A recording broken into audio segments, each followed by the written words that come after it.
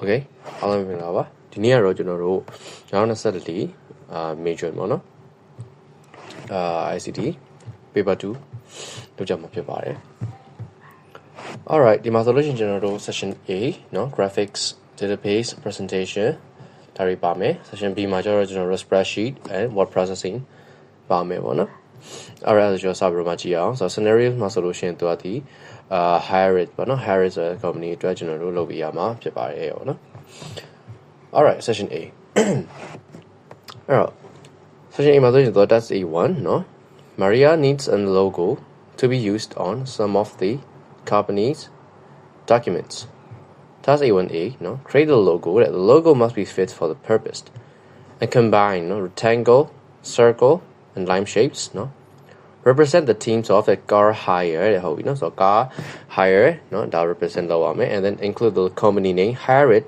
in a bold, serif forms to your data. Oh, that's the logo to go PowerPoint. Can you save your mouth?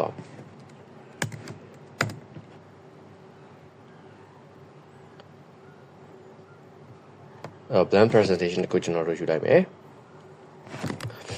select all and delete insert ကိုသွားမယ် and then shapes a rectangle လေးတစ်ခုလောက်ကျွန်တော်တို့ဒီမှာယူလိုက်ပါမယ်နော် rectangle လေးတစ်ခုကျွန်တော်ယူလိုက်မယ်ပြီးတော့ရင်ကျွန်တော်တို့ဒီမှာ circle လေးတွေထည့်မယ်ပေါ့ရနော်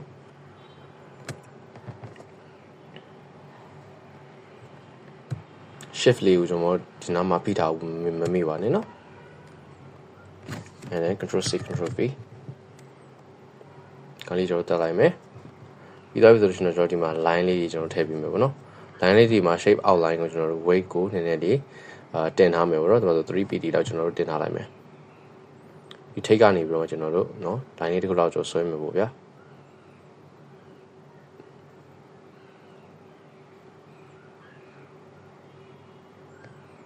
နော်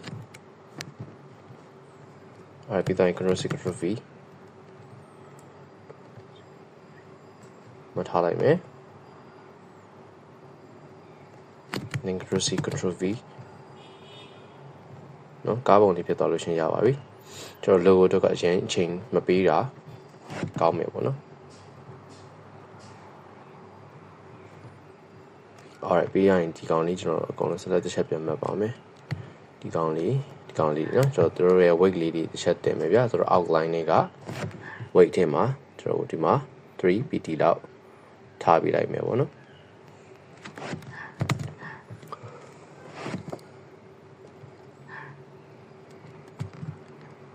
ဆိုတော့ဒါဆိုရှင်ကျွန်တော်ကားပုံလေးတော့ရပြီဒီကောင်လေးတွေကျွန်တော်အကုန်လုံး select တစ်ချက်မှတ်မယ်အရောင်လေးတွေကျွန်တော်တစ်ချက်လေးလိုက်ပြီးတော့ချိန်ပေးမယ်ပေါ့နော်ဒီမှာ shake fill မှာgray color လေးပဲထားလိုက်မယ်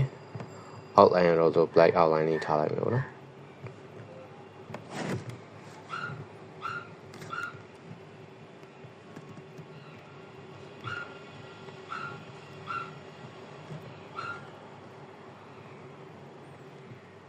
shape outline black and then အဲ့ဒီမှာဒီ company name နော် hire it ဆိုတာကိုထည့်ပေးရမယ် and both serif found လို့ပြောထားတယ်အဲ့ insert ထဲကကျွန်တော် word ထဲကိုသွားမယ် and then တခုယူလိုက်မယ်ပေါ့နော်ဒီမှာ hire it သူကိုကျွန်တော်တို့က serif found ဆိုတော့ Times New Roman and then bold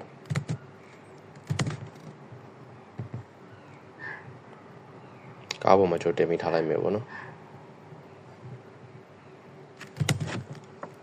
Alright ဒါဆိုလို့ရှိရင်ရပါပြီအဲ့တော့အကောင်းဆုံးကျွန်တော် select မှတ်မယ်ဆိုလို့ရှိရင် control A and then right click and then grouped and then အပေါ်မှာကျွန်တော် right click ထပ်ထောက် and then save as picture Alright ဒီ desktop ပေါ်မှာကျွန်တော် data file လေးကိုကျွန်တော်ထားပေးထားတယ်ကျွန်တော်ရဲ့ working တွေအကုန်လုံးကို folder လေးတစ်ခုထဲမှာပဲကျွန်တော်တို့သိမ့်မယ်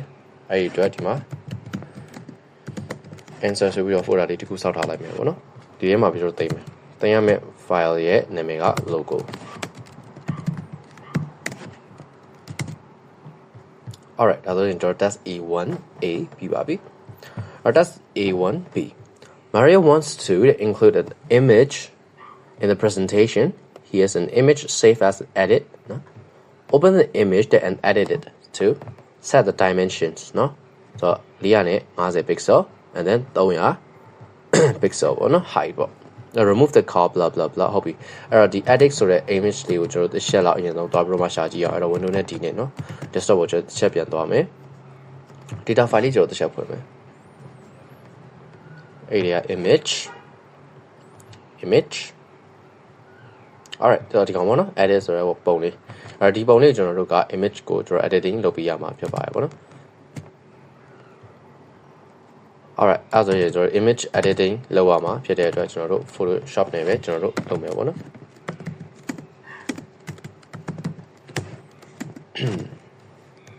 2023 version ကိုဒီမှာသုံးထားရပေါ့နော်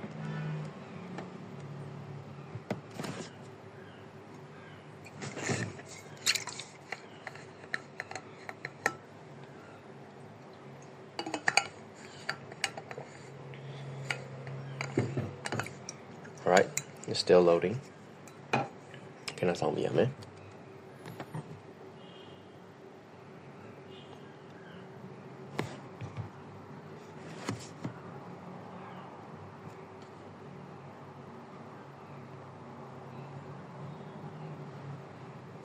Alright.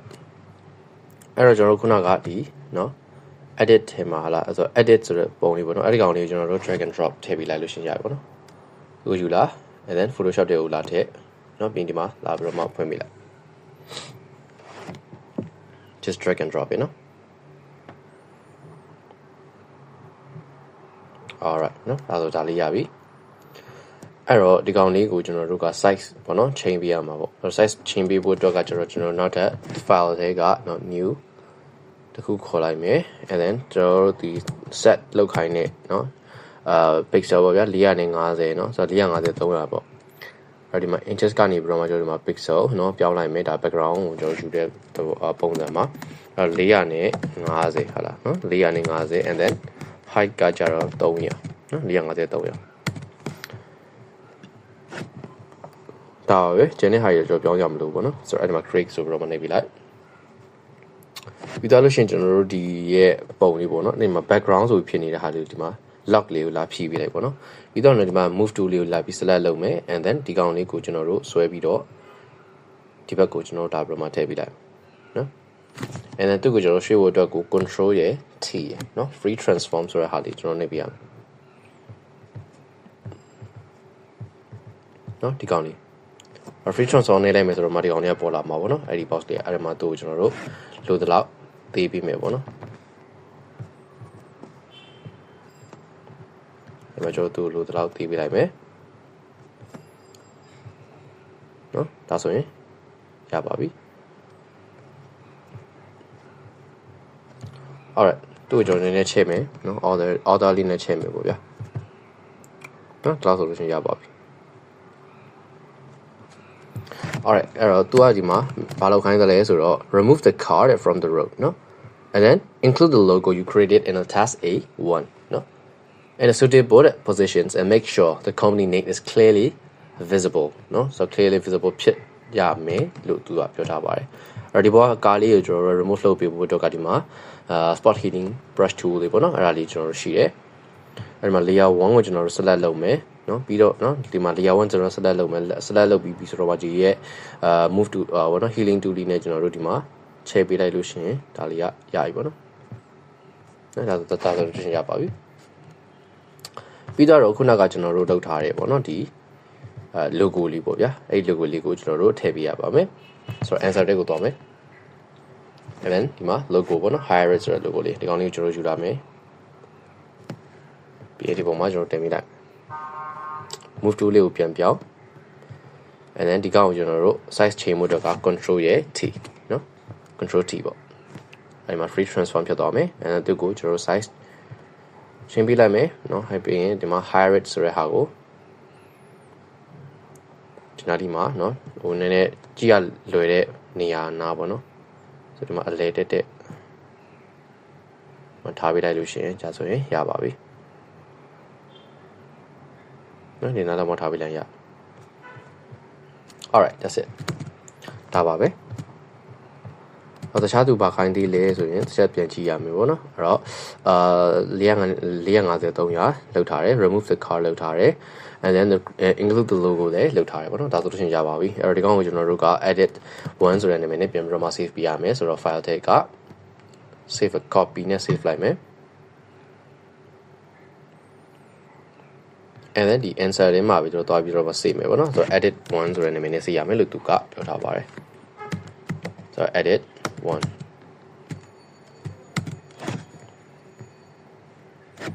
နော်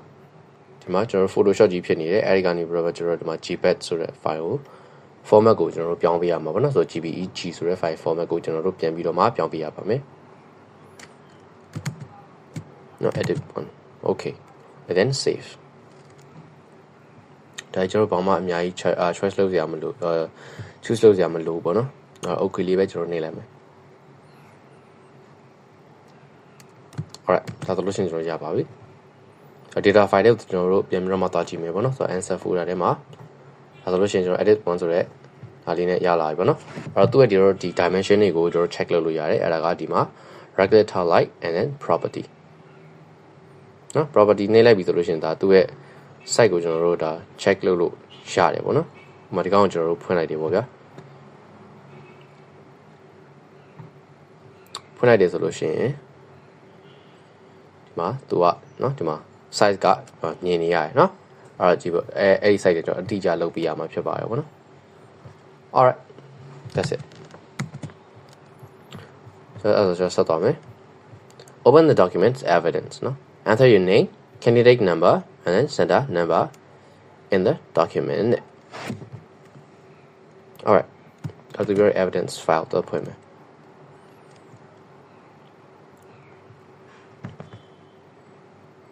ဒီမှာ evidence ဆိုတာလေးရှိတယ်အဲ့ဒါလေးကျွန်တော်တို့ဖွင့်မယ်။ဒါ Photoshop တွေဖွင့်ထားတဲ့ဟာလေးတွေကအကုန်လုံးကျွန်တော်ပြန်ပြီးတော့မှပိတ်လို့ရပြီပေါ့နော်။ဆေးစရာတော့မလိုဘူး။ဒီမှာ presentation ကျွန်တော်တို့ဖွင့်ထားတာလေးကိုလည်းပြန်ပြီးတော့မှပိတ်ပေးလိုက်မယ်ပေါ့နော်။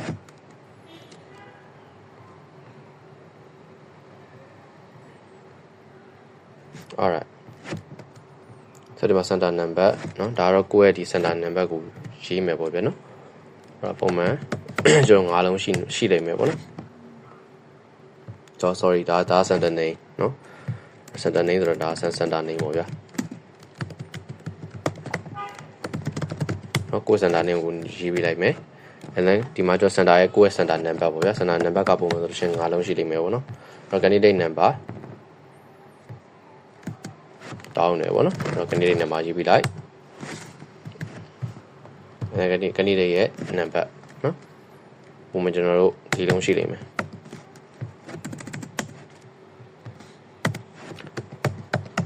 နော် alright so that's A1C တဲ့နော် answer this questions in this document that's A1B နော် asked you to save an image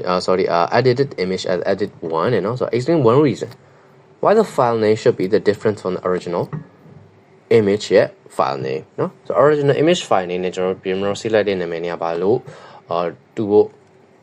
မတူဖို့လိုတာလဲပေါ့နော် different ဖြစ်ဖို့ဘာလို့လိုတာလဲပေါ့ so အဓိကကျွန်တော်တို့ဒီ different เนาะ file အနေနဲ့ကျွန်တော်တို့ save ချင်လို့ဒါ different name နဲ့ကျွန်တော်တို့ဟောပြတာပေါ့နော် save တာပေါ့အဲ့ဒီမှာကျွန်တော်တို့to save it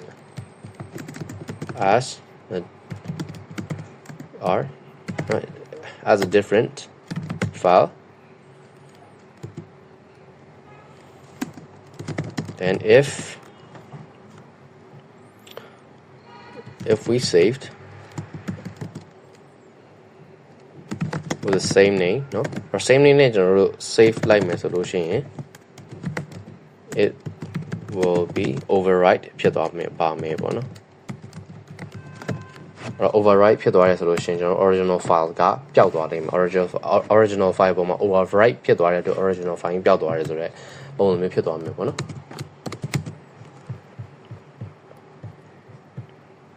alright Murray has the information about the car available for the hire. He has saved the information in the database car hire. The database have 3 tables, one, the car table shime, client table shime, and then the booking table shime, right? So open the car hire database or car hire database to cybermark 20 mil. A data file when I may. And the office not the same one. Car hire ပုံမှန်ဒီကောင်လေးတွေကကျွန်တော် block လုပ်ထားတာမျိုးဖြစ်တတ်တယ်အဲ့တော့ property and then unblock ပေါ့နော် unblock တစ်ချက်လေးလုပ်ထားပြီးပို့လိုပါတယ်ပြီးကျွန်တော်တို့ဒီကောင်လေးကိုဖွင့်လိုက်အဲ့ဒီမှာ create a form နဲ့နော် for cars table တဲ့ car table အတွက်ကျွန်တော် form လေးလုပ်ပြရမယ်နော် the form must include a form heading နော် cars available for hire ဆိုတဲ့ heading လေးကျွန်တော်ထည့်ပေးရမယ်ဗျာWe then display the width of the fee names and fee contents at 3 cm နော်ဒါ width တွေကြောချိန်ပေးရမှာရှိတယ်ပြီးတော့ display the fee names နော် fee names တွေကိုတဲ့ dark green background and light green task yellow 3pd border နော်ဒါလေးကြောထည့်ပေးရမှာရှိတယ် and then align the fee တဲ့နော် so there's that 1 centimeter gap there between the fee names and the fee content all right ဆိုတော့ဒီကောင်လေးကြောစပြတော့မှလုပ်မယ်ပေါ့နော်တော့လုပ်ပြရမယ်ဒီ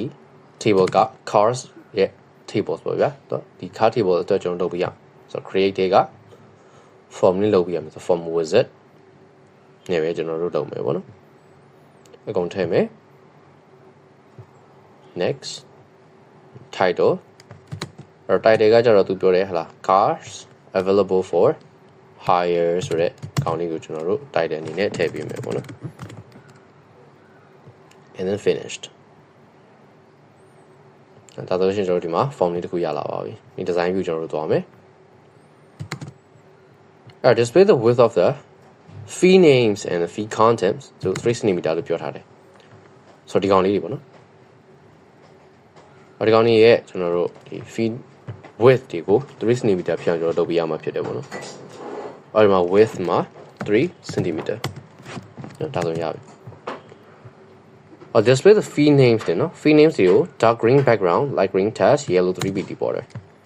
အဲ့ fee names ဆိုတဲ့ကောင်တွေကဘယ်အောင်နေဖြစ်မလဲဆိုတော့ဒီဘက်ကကောင်တွေဖြစ်မယ်ပေါ့နော်သူတို့ကိုတို့က background color change ပြီးမယ်ဆိုတော့ home နဲ့ကိုသွားမယ် and then background က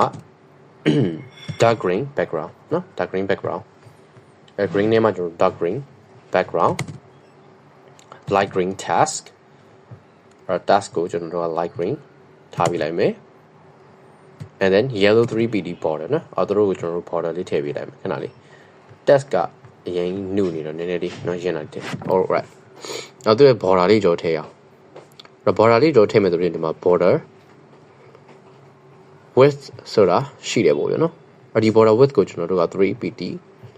and then border ရဲ့ color ကတော့ yellow လို့ပြောထားတယ်အဲ့တော့ကျွန်တော်ဒီမှာ yellow color လေးကျွန်တော်တို့ထည့်ပေးလိုက်မယ်နော်ဒီတော့ပုံစံမျိုးလေးဖြစ်သွားမယ်ပေါ့Align the fields there so that no there's a 1 cm gap between the fee names and the fee content ဆိုတော့ဒီကောင်လေးကိုကျွန်တော်တို့လုပ်ပြီးလို့ရတဲ့ဟာမျိုးကနော်ဒီကောင်လေးကိုကျွန်တော်တစ်ချက်ဆက်လက်မှတ်မယ် and then ဒီမှာကျွန်တော်ရှိတာကနော်ဒီမှာ left right နော် tops ဒါတွေရှိရဗျာဒါကသူ့ရဲ့ဒီ left right gap တွေကိုပြောတာပေါ့အဲ့တော့ left back က left back တော့ဒီဘက်ပေါ့နော်ဒီ left back က gap ကိုကျွန်တော်1 cm ထားပေးလိုက်မယ်Oh, sorry, 1 centimeter ထားပြီးမယ်ပေါ့နော်အဲ့ဒီကောင်1 cm ထားပြီးလိုက်အဲ့တော့ဒီဘက်က gap ဒီ1 cm ရှိတယ်ဒီကောင်ဒီ3 cm right အဲ့တော့ဒီကနေပြီးเนาะဒီအစကနေပြီးတော့မှဒီကောင်အထိကကျတော့ဒီကောင်ဘယ်လောက် cm ရှိမလဲဆိုရင်4 cm ရှိမယ် right အဲ့ဒါဆိုလို့ရှိရင်ကျွန်တော်တို့ဒီကောင်ရဲ့ left back ကgap ကိုကျတော့ကျွန်တော်ဘယ်လောက်ထားပြီးလဲရလဲဆိုရင်5 cm ထားပေးလိုက်မယ်ပေါ့နော်ဆိုတော့ဒီမှာ left back ကို5 cm alright ဒါဆိုလို့ရှိရင်ဒါ 1 cm ဒီကောင်3 cm ဆိုတော့ဒါ4 cm and then ဂျာထဲမှာက1 cm ရှိမယ်ဒါတော့မှကျွန်တော်5 cm gap လေးတွေဖြစ်သွားမယ်ပေါ့နော်ဒီလိုပုံစံမျိုးနဲ့ကျွန်တော်တို့လုပ်ပြီးလို့ရပါတယ် and then save the form as car form ဆိုတဲ့နာမည်လေးနဲ့ကျွန်တော် save ပြရအောင်အဲ့ဒါကြောင့်ကျွန်တော် save လိုက်မယ် save ပြီးသားဖြစ်နေတယ်ပေါ့နော်အဲ့တော့ right click and close all right click rename getting cars form ပေါ့နော် Take a screenshot of your form in the design view that shows that the feed names and the feed contents with respect to 3 cm တဲ့နော် dark green background blah blah blah blah blah and the feed names and feed contents align with a 1 cm gap between them နဲ့နော်အဲ့တော့ဒီကောင်လေးရဲ့ design view ကိုကျွန်တော်အကုန်ရိုက်ပြီးတဲ့လို့ရှိရင်ရပြီပေါ့ဗျာအဲ့ design view လေးကျွန်တော်တစ်ချက်သွားမယ် property sheet ကိုကျွန်တော်ဒီဘယ်ဘက်ကိုနည်းနည်းလေးတိုးမယ်နော်ဘယ်ဘက်ကိုနည်းနည်းလေးတိုးပြီးလိုက်ဆိုတော့ဒီကောင်လေးပေါ့နော်အဓိကတော့ဒီကောင်ပေါ့ဒီမှာနော်ဒီ3 cm width ကဖြစ်သလားပေါ့နော်အဲ့ဒါလေးပြပြရမှာဆိုတော့ right အကောင်လုံးဆက်လက်မှတ်လိုက်မယ်ဗျာနောက်အကောင်လုံးဆက်လက်မှတ်လိုက်မယ်ပြီးတော့လို့ရှိရင်ဒီမှာ3 cm width ရှိပါတယ်ဆိုတဲ့ဟာလေးကိုအဓိကနော် screenshot ရိုက်ပြီးမယ်ပေါ့ဗျာနော်ဒီကောင်လေးကျွန်တော်တို့ရိုက်ပြီးမယ်ပြီးတော့အဲ့ဒါကိုကျွန်တော် evidence ထဲမှာသွားပြီးတော့မှထည့်ပြရမယ်ပေါ့နော်ဒီကောင်လေးကတော့ test A2A အဲ့ဒီမှာကျွန်တော်ထည့်ပြီးမယ်ပြီးတော့လို့ရှိရင်ဒီအယောင်နေထည့်ထားတယ်ဆိုတဲ့ဟာကိုကြတော့လဲကျွန်တော်ထည့်ပြီးဖို့လိုတယ်ဗျအဲ့တော့ဒီကောင်လေးကို select မှတ်နော်ပြီးတော့လို့ရှိရင်ဒီမှာပေါ့ဗျာborder width နော်ပြီးလို့ရှိရင်ဒီမှာ border color နော်ဒါလေးထည့်ထားတဲ့ဟာလေးကိုကျွန်တော်တို့ဒါရိုက်ပြရမှာပေါ့ဗျာနော်အဲ့ဒီမှာ border style နော် 3BD ဒါလေးတွေရိုက်ပြီးဒါလေးတွေရိုက်ပြီးဖို့လိုတယ်ဗျာ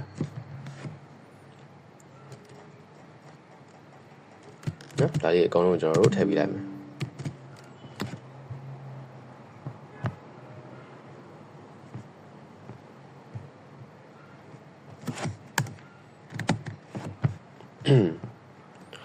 နည်းနည်းလေးကျွန်တော်သိလို့ရတယ်နော်ဒီမှာကျွန်တော်တို့ဒီမှာထည့်ပေးလိုက်လို့ရှိရင်ရပြီပေါ့နော်အဲဆိုလို့ရှိရင်ဒီမှာဒီ border ရဲ့နော်ထည့်ထားတယ်ဆိုတဲ့ဟာကိုဒီမှာခါလေးမြင်ရအောင်ပေါ့ alright ဒါဆိုရင်ရပါပြီOur new car is available for hire. Use the form, car's form that you created in the task A2A to add this detail to the car table. Our car ID ရဒါနော် car type ဘာညာပေါ့ဗျာဒါလေးရှိရပေါ့ဗျာအဲ့ဒီကောင်လေးကျွန်တော်တို့ထည့်ပေးမယ်နော်အဲ့ကြောတော့မယ်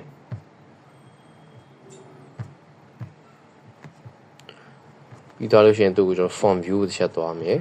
နော်ဒီမှာ last one new blend record ဆိုတာလေးရှိရအဲ့ဒါလေးကိုကျွန်တော်ချက်နေလိုက် and then ထည့်ပေးရမယ့် data တွေက car ID က st5 ဆိုတဲ့ဟာလေးကိုကျွန်တော်ထည့်ပြရမယ်နော်ဒီမှာ car type ကကြောဒီမှာ drop down menu လေးရှိတယ်နော်ဒီ lookup list တွေရှိတယ်ဗျာဒီ lookup list လေးကနေပြီးတော့မှကျွန်တော်တို့ select လုပ်ပြီးလို့ရပါတယ် transmission က manual နော် fuel type က petrol and then ဒီမှာ new blank record ဆိုလေးရှိတယ်နော်ဒီကောင်လေးနောက်တစ်ထပ်ပြီးတော့မှနှိပ်ပြရကျွန်တော်နှိပ်ပေးလိုက်ပြီဆိုတော့မှကျွန်တော်တို့ရဲ့ဒီ data က table လေးကိုရောက်သွားမှာပေါ့နော်အဲဒီမှာကျွန်တော်တို့ထည့်ပေးလိုက်တဲ့ခုနက data ကဒီမှာရောက်လာပြီပေါ့နော် alright အဲ့ဒါကျွန်တော်အကောင်လုံးကိုကျွန်တော်ပြန်ပြီးတော့မှပိတ်ပေးလိုက်မယ်နော် close all receive the form and take screenshot of the complete form အဲ့တော့ခုနကကျွန်တော်တို့ဒီထည့်လိုက်တဲ့ data ဗျာ alright အဲ့တော့ let's record တစ်ချက်ပြန်ပြီးတော့မှသွားမယ်နော် let's record တစ်ချက်ပြန်သွားမယ်ဒါလေးကိုကျွန်တော်တို့ရိုက်ပေးရမှာပေါ့ဗျာနော်အဲ့တော့ form မှာဒီမှာထည့်ပေးလိုက်တဲ့ကောင်လေးကိုကျွန်တော် screenshot ရိုက်မယ် page screenshot ဆိုတော့ဒီကောင်က test A2B မှာသွားပြီးတော့မှထည့်ပေးရမယ်ဗျာအဲ့ဒီ A2B မှာသွားပြီးတော့မှထည့်ပေးလိုက်နော်ဒီကောင်လေးပါနော်ဒီကောင်လေးပါမယ်အဲ့ဒါပြီးသွားလို့ရှိရင်ဒီ cars မှာနော်ကျွန်တော်ထည့်လိုက်တယ်ဆိုတဲ့ဟာကိုလည်းပြင်ရအောင်လို့ဒီကောင်လေးကိုလည်းထည့်ပြီးတော့မှ screenshot တွေရိုက်ပေးမယ်နော်ကျွန်တော် evidence အနေနဲ့တောင်းအောင်မှာဖြစ်တဲ့အတွက်ကျွန်တော်တို့လုပ်ထားသမျှ working ကုန်းလုံးကို screenshot ရိုက်ပေးနိုင်လို့ရှိရင်ပို့ပြီးတော့မှကောင်းပါတယ်နော် alright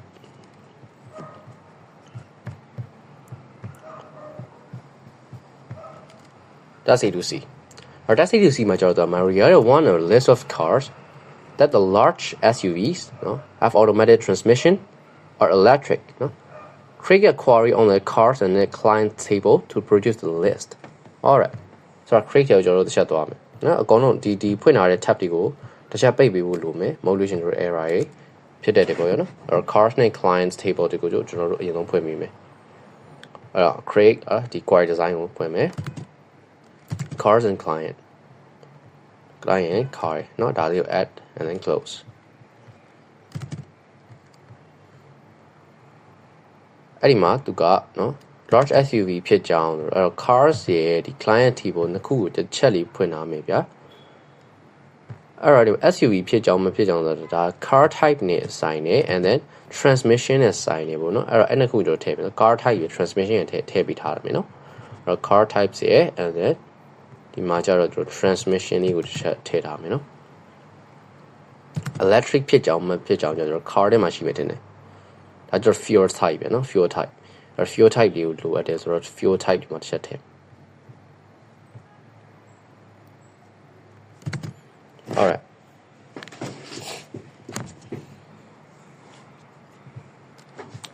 အဲ့တော့ save the query as a large SUV query ဆိုတဲ့နာမည်လေးနဲ့ကျွန်တော်တို့ထည့်ပေးရမယ်လို့ပြောတယ်နော်အဲ့ဒီကောင်ကျွန်တော်တို့ save လိုက်မယ် large SUV query screenshot of the query design ပေါ့နော်ဒါလေးကိုကျွန်တော်တစ်ချက်လေးခဏကြော်ထားမယ်ကျွန်တော် test A2C လို့ပြောရဆို A2C တစ်ခုလုံးကိုကျွန်တော်တို့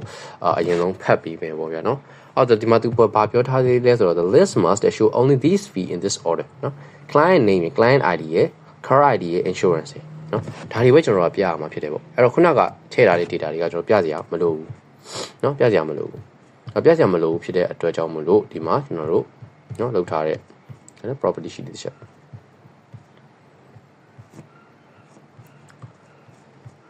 ပြစရာမလိုဘူးဖြစ်တဲ့အတွက်ကြောင့်မို့လို့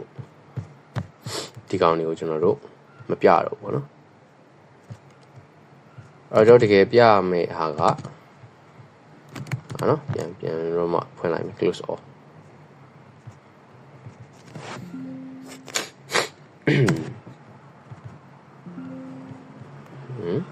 must have at least one destination fee alright တစ်ချက်ဒီတော့ပြန်လုပ်မယ်ပေါ့နော်ဒီမှာ error လေးဖြစ်နေ so create ကိုပြန်သွားမယ် car design car ရဲ့ client ရဲ့ကျွန်တော်ထည့်မယ် and then large SUV ဆိုတာ car type ရဲ့ transmissions ရဲ့ fuel type ရဲ့သုံးစလုံးကကျွန်တော်တို့ပြစရာမလိုဘူးเนาะ and then ကျွန်တော်ပြမယ့်ဟာကကြတော့ဒီမှာ clients name ရဲ့ client ID ရဲ့เนาะ client name client ID car ID insurance car ID and then insurance เนาะဒီလိုမျိုးလေးပြပေးရမှာ sorry ဒီမှာ insurance တစ်ခုဖြစ်သွားပြီဒီကောင်လေးကိုဖြတ်လိုက်မယ်เนาะ alright ဒီလိုပုံစံမျိုးလေးဖြစ်ရမှာပေါ့အဲ့ဒီမှာကျွန်တော် query လေးရေးမယ်เนาะ sorry criteria လေးကျွန်တော်ရေးမယ်နော်အဲ့တော့ car type မှာတော့ large SUV ဆိုတဲ့ဟာကိုကျွန်တော်ကတောင်းတယ်ပေါ့ဗျာ large SUV เนาะဒီကောင်လေးကျွန်တော် copy တစ်ချက်ယူ and then query မှာเนาะဒီ criteria တွေမှာသွားပြီးတော့မှ large SUV ဆိုတော့ရေးပြလိုက်မယ် transmission ကကြတော့သူက automatic ကိုတောင်းတယ်ပေါ့နော် or automatic ကို sorry ဒီကောင်လေးကို copy မယ် and then ထည့်ပြီးမယ်ပေါ့နော် automatic fuel type ကကြတော့ electric ဖြစ်တဲ့ဟာကိုကျွန်တော်ယူရမယ်နော် control C then query 1 fuel type မှာ electric ကိုထည့်ပေးမယ်နော်ဒါပဲဒါဆိုလို့ရှိရင်ကျွန်တော်တို့ရအဲ့ဒီမှာမှတော့ဘာလို့လေးလဲဆိုတော့ဒီမှာ client name ပေါ့နော် client name ကို descending order sort လုပ်ပေးရမယ်လို့ပြောထားတယ် client name ကို sort မှာမှဒီမှာ descending order နဲ့ sort လုပ်ပြီးရင်ရပါပြီဒီကောင်လေးကို run အရင်ဆုံး run ကြည့်မယ်ပေါ့နော် alright ဒီလိုပုံစံမျိုးလေးမြင်ရမှာဖြစ်ပါတယ်အဲ့တော့ evidence ထည့်ရမယ်ကိစ္စလေးလို့ပေါ့ဆိုတော့ large SUV query ဆိုတဲ့နာမည်နဲ့ရေးရမယ်ပေါ့နော်ဒါခုနကျွန်တော်ပြန်ဖြတ်လိုက်တော့ပြန်ရေးလိုက်ပါမယ် take screenshot of the query design နော် query design ကိုကျွန်တော်screenshot ရိုက်ပေးရမယ်ဆိုတော့ဒီအောက်ကဟာကိုရိုက်ပေးရမှာဖြစ်ပါတယ်ဒါလေးတွေရိုက်ပေးရမှာပါ data တွေအကုန်လုံးပေါင်းရေးရိုက်ပေးရမယ်နော်ဒီတန်ဒါလေးက test A2C ထဲမှာသွားပြီးတော့မှ paste လုပ်ပေးရပြီးသားပြီဆိုလို့ရှိရင်သူကဘာကိုထပ်ပြီးတော့လုပ်ပေးရမလဲဆိုလို့ရှိရင် display the order and sorted result နော် result ကိုပြ screenshot ရိုက် paste လုပ်နော်result ကိုကျွန်တော်တို့ဒီမှာပြပေးလိုက်ပြီနော်ပြီးသွားလို့ရှိရင်ဒီကောင်ကို screenshot ရိုက်ပေးမယ်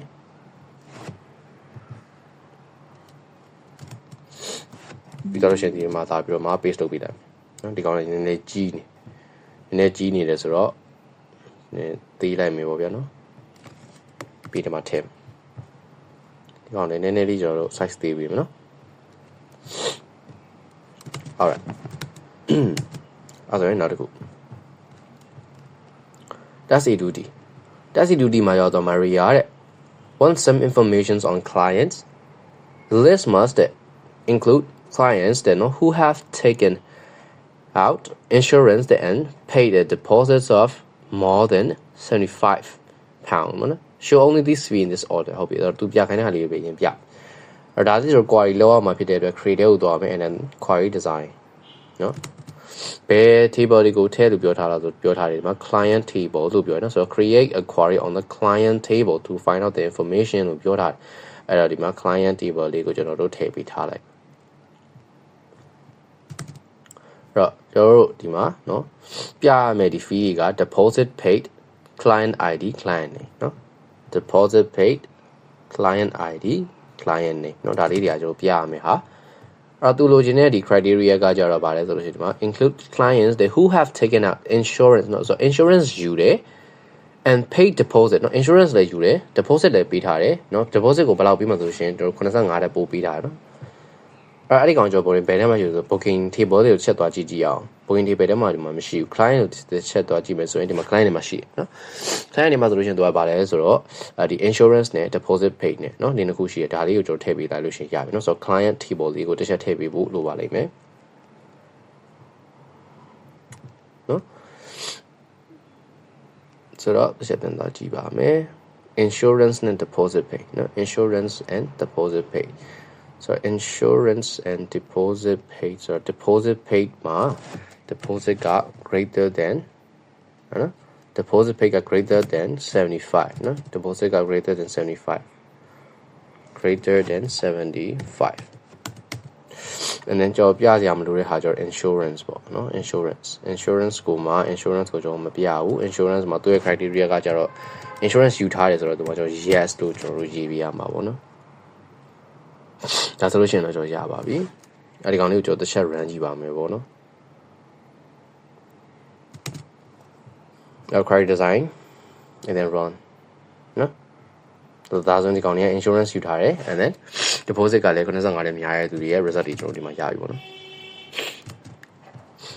alright သူ့ကိုကျွန်တော် client query ဆိုတဲ့နာမည်နဲ့ save ပေးရမယ် save နော်ဒီနာမည်နဲ့ save ပေးလိုက် Maria wants the database reported no based on the results from the client query create a database report to display the results no? A database report must have a suitable title no must have font size 24 ရှိရမယ် no group result by the deposit paid ပေါ်မှာgrouping လုပ်ပေးရမယ် no show only the required fee ပေါ့နော် required fee တွေပဲပြပေးရမယ်လို့နော် not included automated date and page name in the page share footer include the task insurance and deposit and the page share footer ဆိုပြီးတော့မှရေးပေးရမယ်တဲ့နော် alright အဲ့ဒါဆိုကျွန်တော်စပြီးတော့မှ create ထဲကိုသွားမယ် and then report လုပ်ပေးရမှာဖြစ်တဲ့အတွက် report wizard ထဲကိုဝင်မယ် client query နော်အကုန်ထည့်မယ် next do you want to add any grouping level နော် grouping level ထည့်မရမှာလားဆိုထည့်ရမှာပါဆိုတော့ deposit paid ပေါ်မှာကျွန်တော်ထည့်ပြရမှာဆို deposit paid တွေကို grouping level and then ဒီပေါ့ ascending order descending order ဘာမှမပြောထားဘူး or next ပဲနော် next finish နော် title ဒီပိုင်းကျွန်တော်နောက်မှထည့်မယ်ဗျာညွှန်တော့ဒီမှာ have a suitable title for the serif fonts 24လို့ပြောတာဆိုတော့ဒီ report ကဘာရဲ့ report လဲပေါ့နော်ဘာရဲ့ report လဲပေါ့ဘာ report လဲဆိုတော့ once information of the client the list must know client who have taken out no insurance and pay deposit no so insurance and pay deposit ဆိုတဲ့ဟာကclients who have taken out insurance and pay deposit နော်ဒါဒီ report ဗျာအဲ့ဒီကောင်လေးကျွန်တော်ထည့်ပေးမယ်နော်ဒီမှာ client query မဟုတ်ပဲねခုနက copy ယူထားတဲ့နော်ဒီ clients who have taken out insurance and pay deposit ဆိုတဲ့ဟာလေးကိုတို့တိုက်တဲ့အနေနဲ့ထည့်ပေးလိုက်မယ်ဗျာ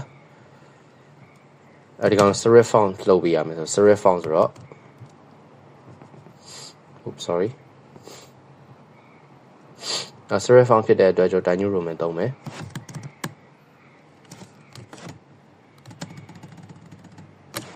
အဲ့တော့ home နဲ့က Times New Roman serif font 24ဒီမှာ field ရနည်းနည်းလေးပေးနေတယ်ဗောနော်အဲ့တော့ field နည်းနည်းလေးချဲ့ပြရမယ် alright group result လည်းလုပ်ပြီးပြီ showing required field လည်းလုပ်ပြီးပြီ not included the automated date and page number တော့ဒါလေးတွေကျွန်တော်ဖြတ်ပြရမယ် include the task နော် insurance and pay deposits ဆိုတဲ့ဟာကို footer မှာထည့်ပေးရမယ်လို့သူကပြောပါတယ်အဲ့တော့စာထည့်ပေးရမယ်ဆို report design တွေကိုတောင်းမယ် and then ဒီမှာ label ဆိုတာလေးရှိတယ်ပေါ့နော်အဲ့ဒီ label နဲ့ကျွန်တော်တို့ထည့်ပေးရမှာဖြစ်ပါတယ်ဟိုဘက်က text box ကိုသွားထည့်လို့မရအောင်နော်ဒီမှာ insurance and deposits ဆိုတာဟာလေးကိုထည့်ပေးတိုင်းရပါပြီစာနည်းနည်းလေးကြီးပြီးလိုက်လို့ရတယ်ပေါ့နော်သူကတော့ကြီးခိုင်းသူကတော့မကြီးခိုင်းဘူး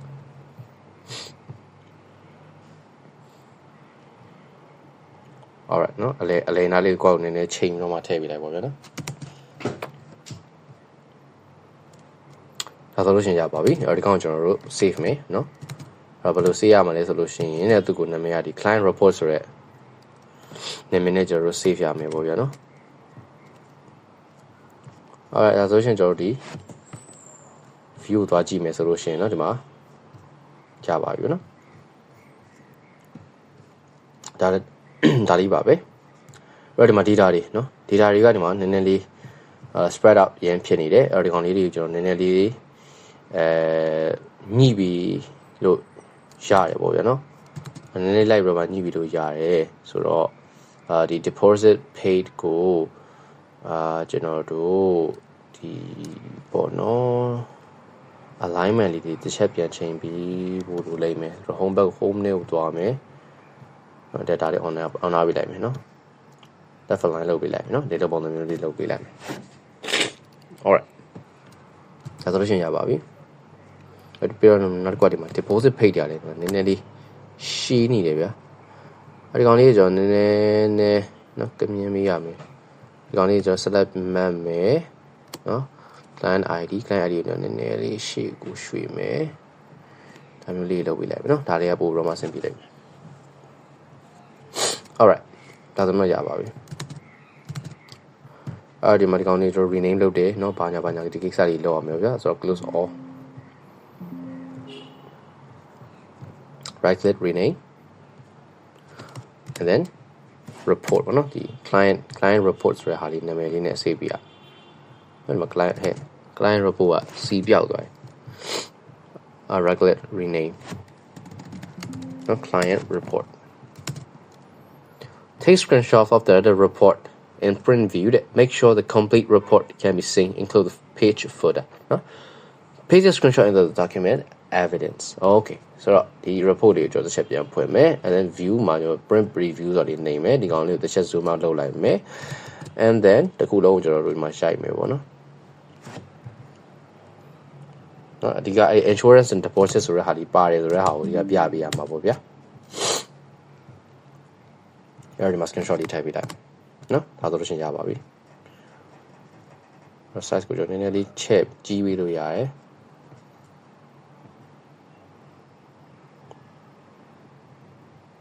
နော်ဒါတော့ပေါ့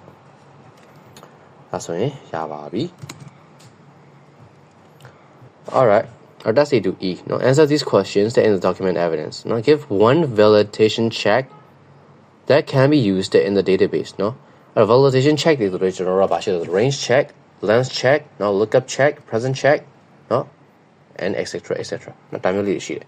ခုနပြောလိုက်ရကျွန်တော်၄ခုတွေကနေပြီးတော့တစ်ခုရေးပြီးလိုက်လို့ရှင်းရပြီအဲ့တော့ဒီမှာကျွန်တော်ရေးပြီးမှာကlength check no length check ဆိုပြီးတော့ရေးပြီးလိုက် give one reason why sensible name should be used when saving a form နဲ့နော်query and the report ပေါ့နော်ဘာဖြစ်လို့ sensible ဒီအဓိပ္ပာယ်ရှိတဲ့နာမည်လေးကိုထည့်ပေးဖို့လိုတာလဲပေါ့နော်အဲ့တော့ဘာဖြစ်လို့လဲဆိုတော့ဖတ်ရတာလိုအောင်လို့ပေါ့ဗျာ to ဖတ်ရတဲ့အောင်လို့နားလေလွယ်အောင်လို့ပေါ့နော် so you and to understand about the data better ပေါ့နော် the data တွေအကြောင်းဆိုပို့ပြီးတော့မှကောင်းကောင်းနားလည်ဖို့အတွက်ပြရတာပါ alright explain one reason why Maria has used a relationship that in the database our database နဲ့ကျွန်တော် relationship ဘာကြောင့်တော့ရတာလဲဆိုတော့ရှင်အဓိကတော့ handle လောက်ရတာပို့ပြီးတော့မှလွယ်အောင်ဆိုတဲ့ဟာမျိုးပေါ့နော်အဲ့တော့ to make it easier to error အဓိကတော့ဒီ relationship ကဗျာကျွန်တော်ဒီ reduce error ကိုအဓိကဖြေရမှာဗျာ to reduce error since the relationships reduce error ဘာလို့ဒီ error တွေကို reduce လုပ်ဖို့အတွက်ဒီ relationship တွေကိုကျွန်တော်တုံးတာ relationship တစ်ခုကျွန်တော်ဒီမှာချိန်ပြီဆိုလို့ရှိရင်ဒီကကျွန်တော်တို့ကဒီမှာforeign key တွေ primary key เนาะအဓိကဒီ primary key တွေကျွန်တော်တို့ကထိန်းသွားရတယ်ပေါ့နော် primary key တွေကျွန်တော်တို့ထိန်းသွားရတယ်ဒီ unique key တွေနဲ့ကျွန်တော်ထိန်းသွားရတာဖြစ်တဲ့အတွက် error တွေကိုကျွန်တော်တို့ prevent လုပ်နိုင်တယ်ပေါ့နော် how to reduce error since relationships ကเนาะuse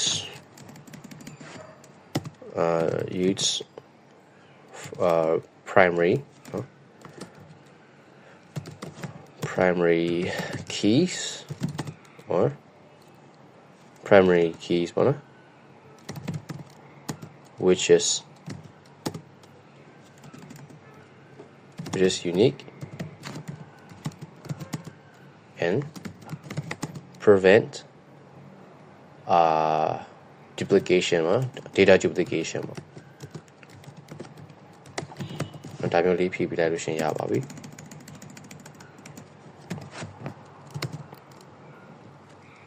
alright နောက်တစ်ခုကကျတော့ that's a 3เนาะ that's a 3မှာကျတော့သူက presentation ကျွန်တော်လုပ်အောင်မယ်ပေါ့နော် the presentation must include 3 slides เนาะ slide 3ခုရှိမယ် slide 1 and 2 that must be fit for the purpose and เนาะ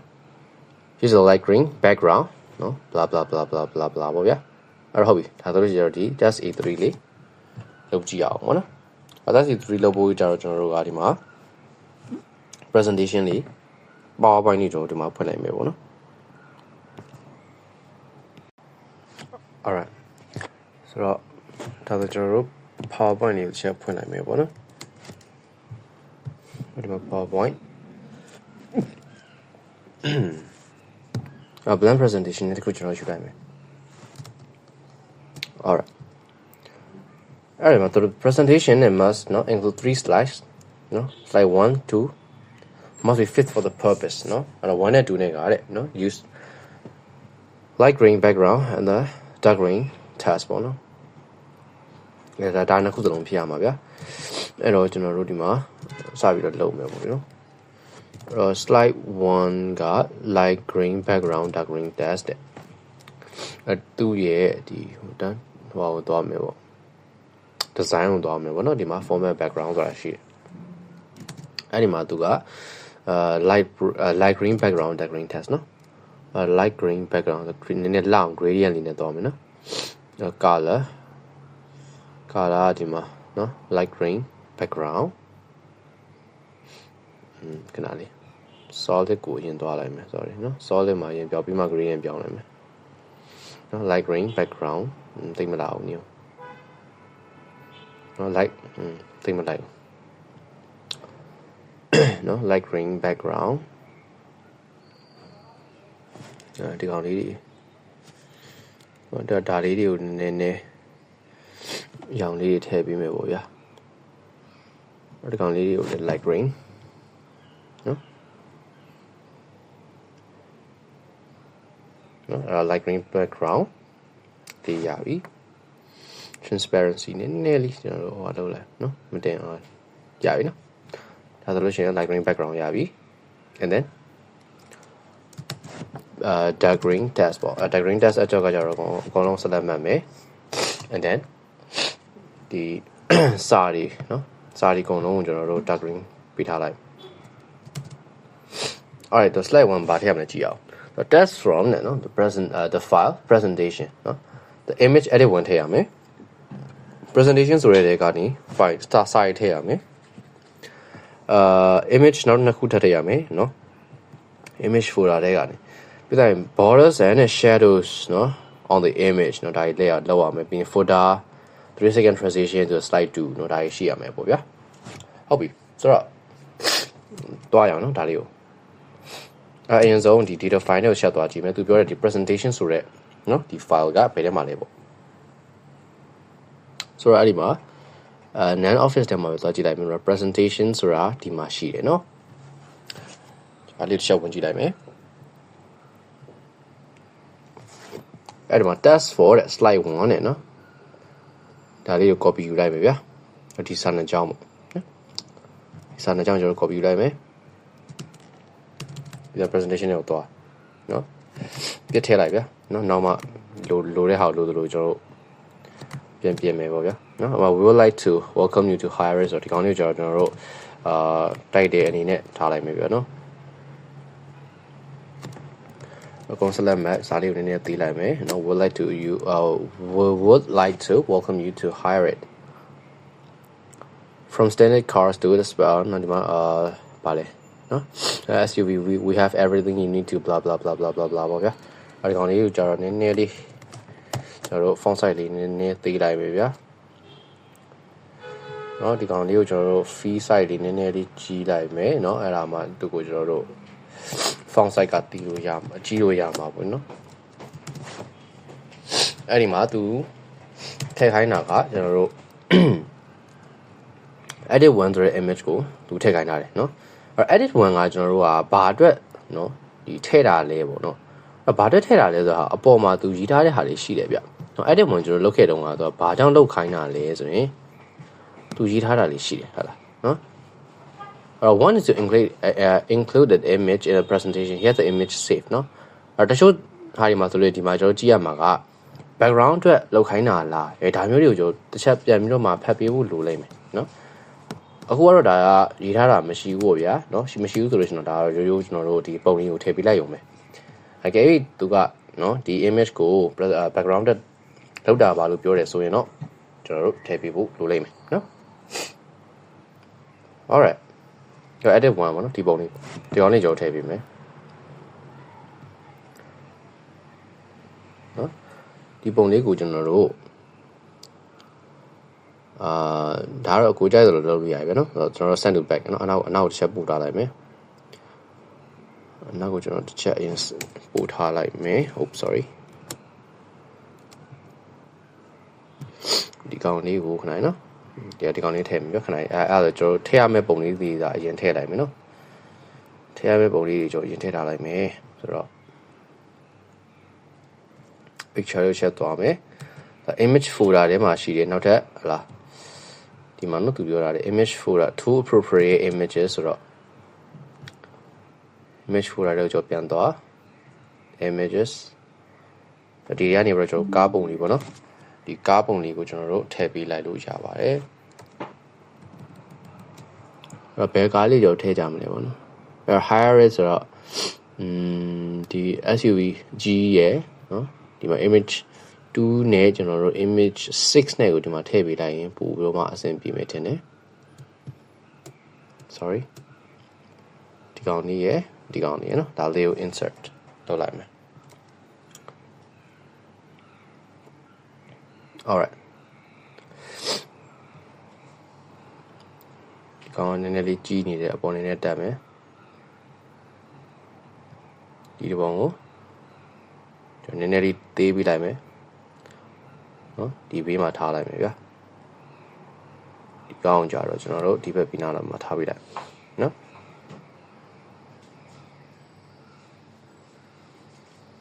ဒါဆိုရင်ရပါပြီ alright so တခြားဘာထည့်အောင်လဲကြည့်ကြရအောင်နော်အဲ့တော့ borders and shader shadows on the images နော်အဲ့တော့ image တွေပုံမှာ border တွေ image တွေကျွန်တော်ထည့်ပေးဖို့လိုပါတယ်အဲ့တော့ဒီကောင်ရောနော်bracket top and then format object ဆိုတာလေးရှိရပါတော့အဲ့ဒါလေးသွားမယ်အဲ့တော့ format picture ပေါ်လာလိမ့်မယ်နော်အဲ့ဒီ format picture မှာတော့ဒီ shadow effect လေးထည့်ခိုင်းနေဟုတ်တယ်နော်အဲ့တော့ shadow effect လေးထည့်ခိုင်းတာလေဆိုတော့ shadow လေးကျွန်တော်ထည့်ပေးလိုက်မယ်ပေါ့ဗျာဆိုတော့ preset ကကျွန်တော်ဒါအဆင်ပြေတဲ့ဟာလေးထည့်ပြီးလို့ရတယ်ဗျာနော်အဲ့ဒီမှာဒီ size လေးကိုနည်းနည်းလေးကြီးပြီးတာဖြစ်ပေါ့နော်နည်းနည်းလေးတိတာအောင်အဓိကတော့ဒီ shadow ထည့်ထားတယ်ဆိုတဲ့ဟာကိုဒီကတိတာအောင်ကိုကလုပ်ပြီးဖို့လိုတာပေါ့နော်တော့ transparency နည်းနည်းကျွန်တော်တင်မိလိုက်မယ်ပြီး angle ကျွန်တော်နည်းနည်းလေးကစားကြည့်မယ်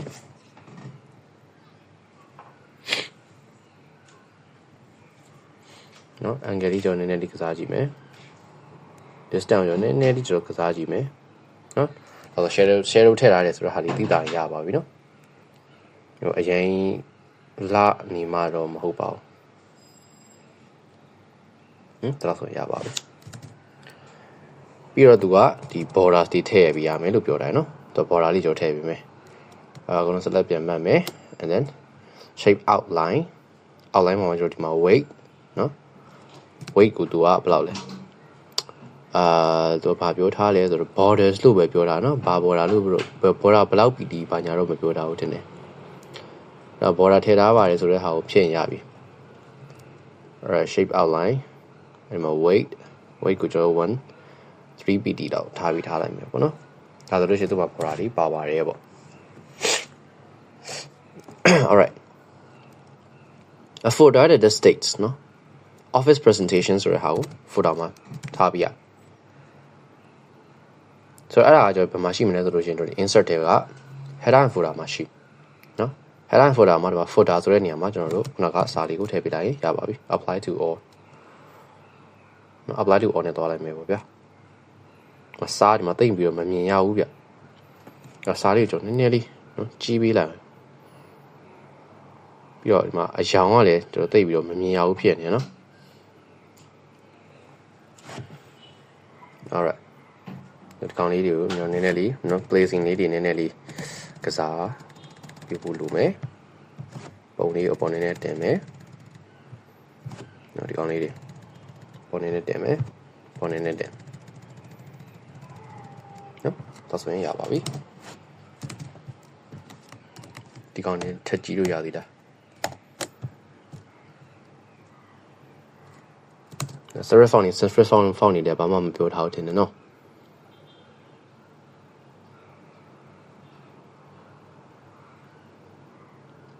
include တော့ဒီမှာ include slide number in the header of each slide လို့ပြောထားတယ်နော် slide number ပါရမယ်ဗျအဲ့ဒါဆိုရင် header လေးပေါ့နော် header တော့ထည့်ရအောင်အဲ့တော့ header ဆိုတော့ header ရေလို့ဒီမှာကမရှိနေဘူးပေါ့ဗျာဒီမှာဟောဒီမှာနော် notes and header ဒီမှာ header ဒီမှာ header မှာကျွန်တော်တို့ကဘာထည့်ပြရမှာလဲဆိုတော့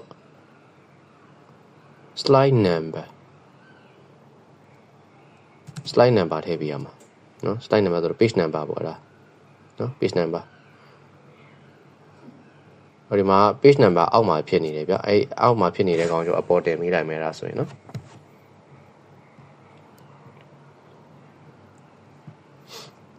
ဆိုတော့ဒီလိုသွားလိုက်မယ်ဗျအဲ့ဒါဆိုလို့ရှင်နော် header folder တွေကဒီ slides မှာနော်ဒီမှာ slide number ဆိုတာလေးရှိတယ်နော်အဲ့ဒီ slide number ဆိုတဲ့ကောင်လေးကိုကျွန်တော်တို့ဒီလိုသွားလိုက်မယ်အဲ့ဒါဆိုရင်နော်အယောင်လေးကိုလည်းထည့်မယ်အယောင်လေးကကျွန်တော်တို့ဒီမှာစိမ်းအောင်လေးပေါ့နော်အယောင်လေးကိုကျွန်တော်အပေါ်မှာထည့်ပေးလိုက်နော်ဒီလိုမျိုးလေးထည့်ပေးလိုက်နော်ဒီ header မှာထည့်ပါတယ်ပေါ့ဗျာနော်ဒါဆိုရင်ရပါ alright အဲ့တော့ရှင် slide 1မှာ green background ဖြစ်တဲ့ storyboard title ပါတယ် slide number ဒီပါတယ်เนาะ in the header ပါသွားပြီပေါ့เนาะအဲ့ဒါဆိုရင်ရပါပြီ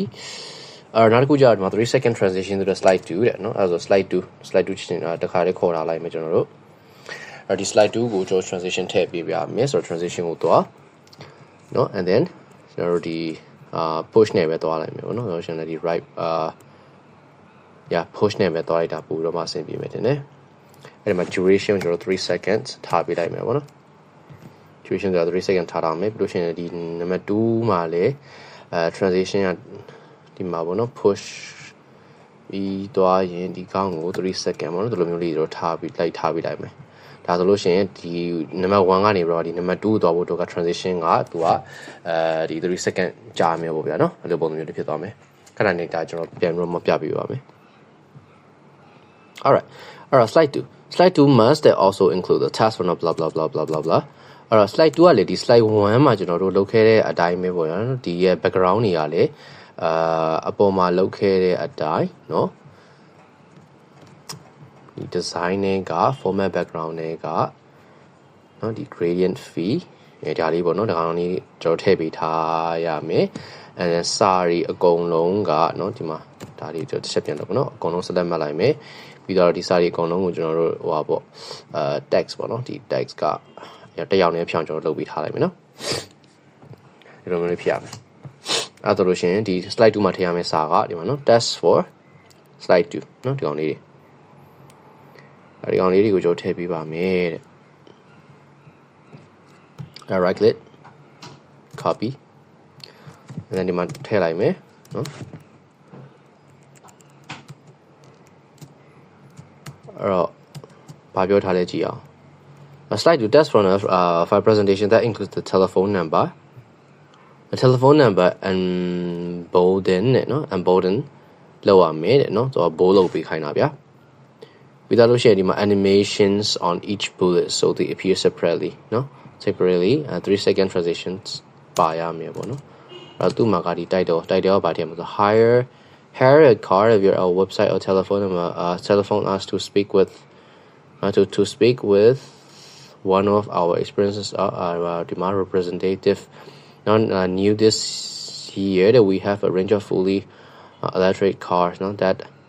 allow users to drive blah blah blah blah once you have hired a car with us we offer a discount on your any further booking blah blah blah ဒါပြောထားတာရှိတယ်ဆိုတော့ဒီ phone number လေးတွေလည်းတော့ထည့်ပေးရမှာဗျအဲ့ဒါဆိုရင်ဒီကောင်ဒီကျွန်တော် contact ဆိုပြီးတော့မှသူ့ကိုဟိုလုပ်ပြီးထားလိုက်မယ်ခေါင်းစဉ်တက်ပေးလိုက်မယ်နော် contact ဆိုပြီးတော့ခေါင်းစဉ်တက်ပေးထားလိုက်မယ်ဒီမှာဒီ star လေးတွေကိုတစ်ချက်လိုက်ပြီးတော့မှဖြတ်မယ်ပြီးတော့မှတက်เนาะကျွန်တော်တို့ design ပြန်လုပ်မယ်ပေါ့ဗျာအားရပြီဒီကောင်လေးကိုကျွန်တော်တို့ bullet point တွေတော့ထည့်ပေးမယ်နော်ဒီကောင်လေး bullet point တွေကျွန်တော်လိုက်ပြန်လိုက်ထည့်ပေးမယ်ပြီးအကုန်လုံးကျွန်တော်တို့ select ပြန်မှတ်မယ်ပြီးတော့ဒီ test အရာကိုကျွန်တော်တို့ပြောင်းနော် test အရာကိုကျွန်တော်တို့ပြောင်းအဲ့တော့ तू ကဘာထည့်ခိုင်းတာဒီလဲဆိုတော့ဒီမှာ telephone number နော် the telephone number onboarding ဆိုတော့ telephone number ထည့်ပေးရမှာပေါ့ဗျာ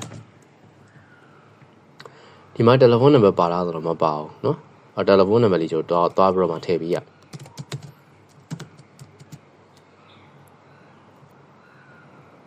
နော်ဆိုတော့ telephone number ကိုဒီအောက်မှာ bullet point ကြီးဖြုတ်ပြီးတော့မှထည့်ပေးလိုက်မယ်ပေါ့နော်အလဲမှာပေါ့ဒီကောင်လေးကို onboarded နော် telephone number လေး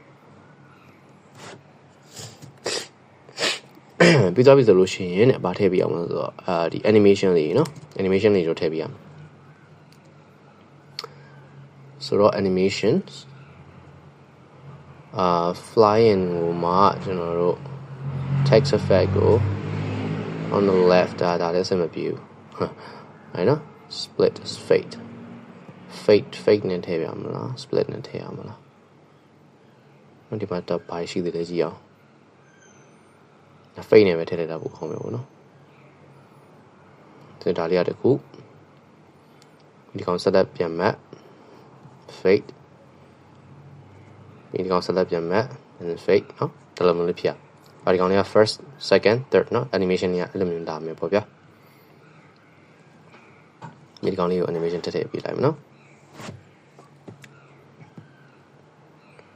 ဆို contact ကိုလည်းကျွန်တော်ဒီမှာ bold လုပ်ပေးထားလိုက်မယ်နော်ဘာလို့လဲဆိုတော့ဟိုပါလေးနော် heading ဆိုတော့ဒီကောင်လေးတွေကိုကျွန်တော်တို့ bold လေးတွေလုပ်ပေးလိုက်ပါမယ် heading ဖြစ်နေတဲ့အတွက်ပါနော်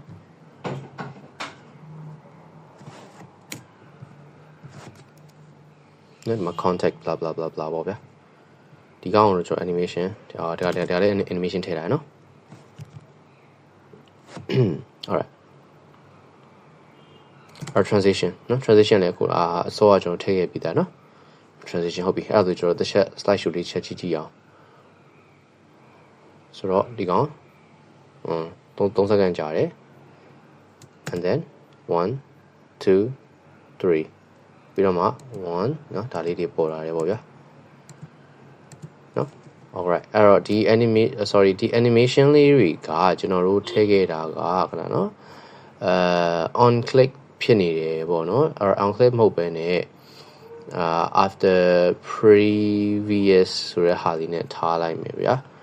ဒါဆိုရင်ပိုတော့အဆင်ပြေတယ်เนาะ on click မဟုတ်ဘဲနဲ့ after previous เนาะလို့သွားမယ်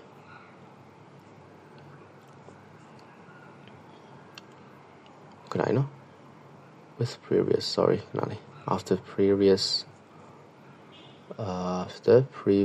အဲ့ဒါဒီ animation pane လေးချက်ခေါ်လိုက်မယ်နော် animation pane လေးချက်ခေါ်မယ်ကောင်းဒီနားမှာနော်ထားလိုက်မယ်သူလည်း after previous ပဲနော်ဒီလိုမျိုးထားလိုက်မယ်အဲ့ဒါမှတစ်ခုပြီးတစ်ခုသွားလာမှာပေါ့နော်လက်ပုံစံလေးဖြစ်မယ် alright အဲ့ဒါဆိုရင်တစ်ချက်တို့ပြန်ကြည့်ရအောင်ပေါ့slide show ပြန်သွားမယ် from beginning နော် 1 2 3 and then 1 2 3 1နော်ဒီလိုလာမယ်ဒီသားလေးပြီးသွားမယ်ပေါ့နော် alright နောက်တစ်ခုကဒီ transition ကိုကျွန်တော်တို့ဒီမှာon mark click နော်ဒီမှာပေးထားတာမျိုးရှိတယ်အဲ့တော့သူကလိုချင်တာကဒီမှာဗျာနော်ဒီမှာ this slash u must be set so that it loops continuously ဆိုတော့ကျွန်တော်တို့ကဒီ click name မှာအလုပ်လုပ်တယ်ဆိုတာမျိုးမဟုတ်ဘဲနဲ့သူက automatically လုပ်နေတယ်ဆိုတာမျိုးဖြစ်အောင်ကျွန်တော်တို့ကလုပ်ပြီးဖို့သင့်တယ်ဗျာအဲ့တော့ဒီကောင်ကိုလေကျွန်တော်3 seconds เนาะပေးထားလိုက်မယ်ဒါဆိုလို့ရှိရင်ကျွန်တော်ဘယ်လိုဖြစ်မလဲဆိုတော့ transition လာမယ်ဗျာเนาะ transition လာမယ်ပြီးလို့ရှိရင် transition ပြီးသွားတာနဲ့3 seconds စောင့်မယ်အဲ့3 seconds ပြီးသွားမှ transition နောက်တစ်ခါထပ်လာเนาะဒီလိုပုံစံမျိုးဖြစ်သွားမယ်အဲ့တော့ဒီမှာ apply to all လုပ်လိုက်မယ်ဗျာအဲ့ဒါဆိုလို့ရှိရင်ကျွန်တော်ဘယ်လိုဖြစ်သွားမလဲဆိုတော့slide show တွေက from beginning 1 2 3 1 2 3 and then 1 2 3เนาะဒီမှာလာမယ်ပြီးတော့ရင်1 2 3ဆိုပြီးတော့မှပြီးသွားမယ်ပေါ့နော်ဒီလိုပုံစံမျိုးဖြစ်သွားမယ်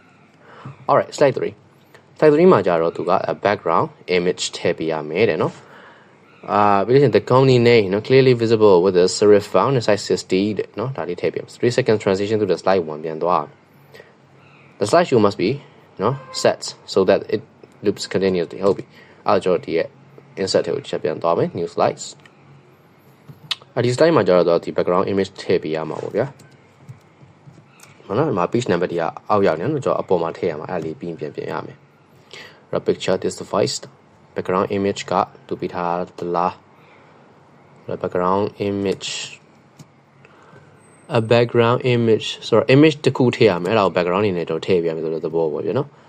ဆိုတော့ကျွန်တော်တို့ဒီလိုသွားလိုက်မယ်နော်ခဏလေး design တွေက format background and then picture picture ဟောပေါ့မင်းမှာ insert မှာ from the file စာလေးထားမယ်ပြီးလို့ရှိရင်ဒီကနေပြီးတော့မှဒီ image background ထားလို့အဆင်ပြေတဲ့ဟာပေါ့ background ထားလို့အဆင်ပြေတဲ့ဟာဆိုတော့ဒီကောင်လေးဒါနည်းနည်းရိုးရှင်းလေးဖြစ်တယ်ဒီကောင်လေးထည့်ရအောင်ဒါကြီးအရင်ကြီးထင်းနေတယ်နော်အသားကြီးထင်းနေတယ်တာကြီးထင်းနေတယ်ဆိုရင်ဒီကောင်ကျွန်တော် transparency နည်းနည်းလေးတင်ပေးလိုက်နော် transparency နည်းနည်းလေးကျွန်တော်တင်ပေးလိုက်မယ်ဆိုတော့80ဆိုတော့70% လောက်တင်ပေးလိုက်ပါနော်ဒါဆိုလို့ရှိရင်ရပြီပေါ့ alright ဆိုတော့နောက်တစ်ခုကဘာတွေလဲ company name နဲ့ company name ဆိုတော့သူ့ company name ကပါလေ hire it နော် hire it ဆိုတော့ home နဲ့ကို insert ထဲကိုတစ်ချက်သွားမယ် and then word art တခုထည့်မယ်အဲ့ဒီမှာ hire it ပေါ့နော် hire it ဆိုတာလေးထည့်လိုက်မယ်အဲ့ဒါကိုသူကဘာထည့်ခိုင်းတာလဲဆိုတော့ serif font 60နော် serif font 60serif font ဆိုတော့အတွန်းလေးတွေပါတယ်ထိုင်လို့ရမယ် and then 60နော် font size 60ပြီးသွားရင်ဒီမှာကျွန်တော်ယူထားတဲ့ဟာကြီးအသိအဆင်မပြေဘူးပေါ့ဗျာ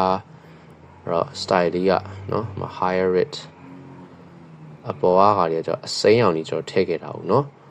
အစိမ်းအောင်ကြီးကျွန်တော်ထည့်ခဲ့တယ်အစိမ်းအောင်ထည့်ခဲ့တာဆိုသူ့ကိုလေကျွန်တော်အစိမ်းအောင်ကြီးပဲထားပြလိုက်တာပိုကောင်းနော်ဒီ glow effects ဒီကောင်မျိုးလေ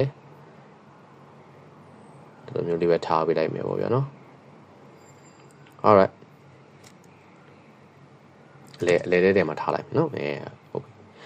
ပြီအဲ့ဒီ3 second transition to the slide 1နဲ့နော်ဆိုတော့ slide 1တော့ပြီးတော့3 second transition ပြန်ပြီးတော့မှဖြစ်ရမယ်ပေါ့ဗျာအဲ့တော့ဒီကောင်ကျွန်တော်တို့ကဘာလုပ်ပြရမှာလဲဆိုတော့ဒီ transition မှာမဟုတ်ဘူးဒီ slide show မှာလာကြည့် slide show မှာဒီမှာ setup slide show ဆိုတာရှိတယ်နော်အဲ့တော့ဒီမှာဘာပြောထားလဲဆိုတော့ဒီမှာနော် presence နော် by the speaker blah blah blah ဒါမဟုတ်ဘူးဒီမှာ show option မှာကျွန်တော်ဒီမှာ loop continuously နော် until escape ပေါ့ဒါလေးကျွန်တော်ထားလိုက်လို့ရတယ်အဲ့လိုလေးထားလိုက်မယ်ဆိုလို့ရှိရင်ကျွန်တော်ဒီမှာနော် slide show ဒီ monitor တော့ဒါတော့ automatic ဗျာနော်ဒီမှာ1ကနေပြီးတော့မှဒီရပါဒီမှာတော့ all ပဲထားလိုက်လို့ရတယ်နော် sorry ဒီမှာcustom from 1ကနေပြီးတော့မှ3 ထိเนาะဒီမှာသွားလို့ရတယ်ဒီမှာ on ရတယ်အခုတော့လောလော on နဲ့ပဲထိုက်တာကအဆင်ပြေလိမ့်မယ်နော်ဒီကောင် transition လေးထည့်ပြီးမယ်အပေါ်မှာ transition မှာเนาะဒီကောင်မှာ apply to order shape လာနေတယ်အဲ့ဒါဆိုဒီကောင်လေး transition ဝင်သွားလိမ့်မယ်เนาะ alright အဲ့ဒါဆိုကျွန်တော် slide show တစ်ချက်ပြန်ကြည့်အောင် from beginning အဲ့ဒီမှာ1 2 3 1 2 3 and then 1 2 3 automatic သွားနေတယ်1 2 3 and then 1 2 3 1 2 3 and then 1 2 3နော်ရှေ့ကိုပြန်ပြီးတော့မှရောက်သွားတယ်ပေါ့ဟုတ်ပြီအဲ့တော့ဒီမှာကျွန်တော်လွဲနေတဲ့ဟာလေးတွေဖြစ်တဲ့တော့ဒီအောက်မှာဒီကောင်လေးကျွန်တော်လွဲနေတာရှိတယ်နော်ဒီကောင်လေးတွေကျွန်တော်လွဲနေတာရှိတယ်အဲ့ဒီကောင်လေးနည်းနည်းလေး၃ချက်လောက်ရိုက်လိုက်ပြီးအပေါ်တင်လိုက်နော်ဒါလေးကျွန်တော်ပြန်ထည့်ပြရမယ်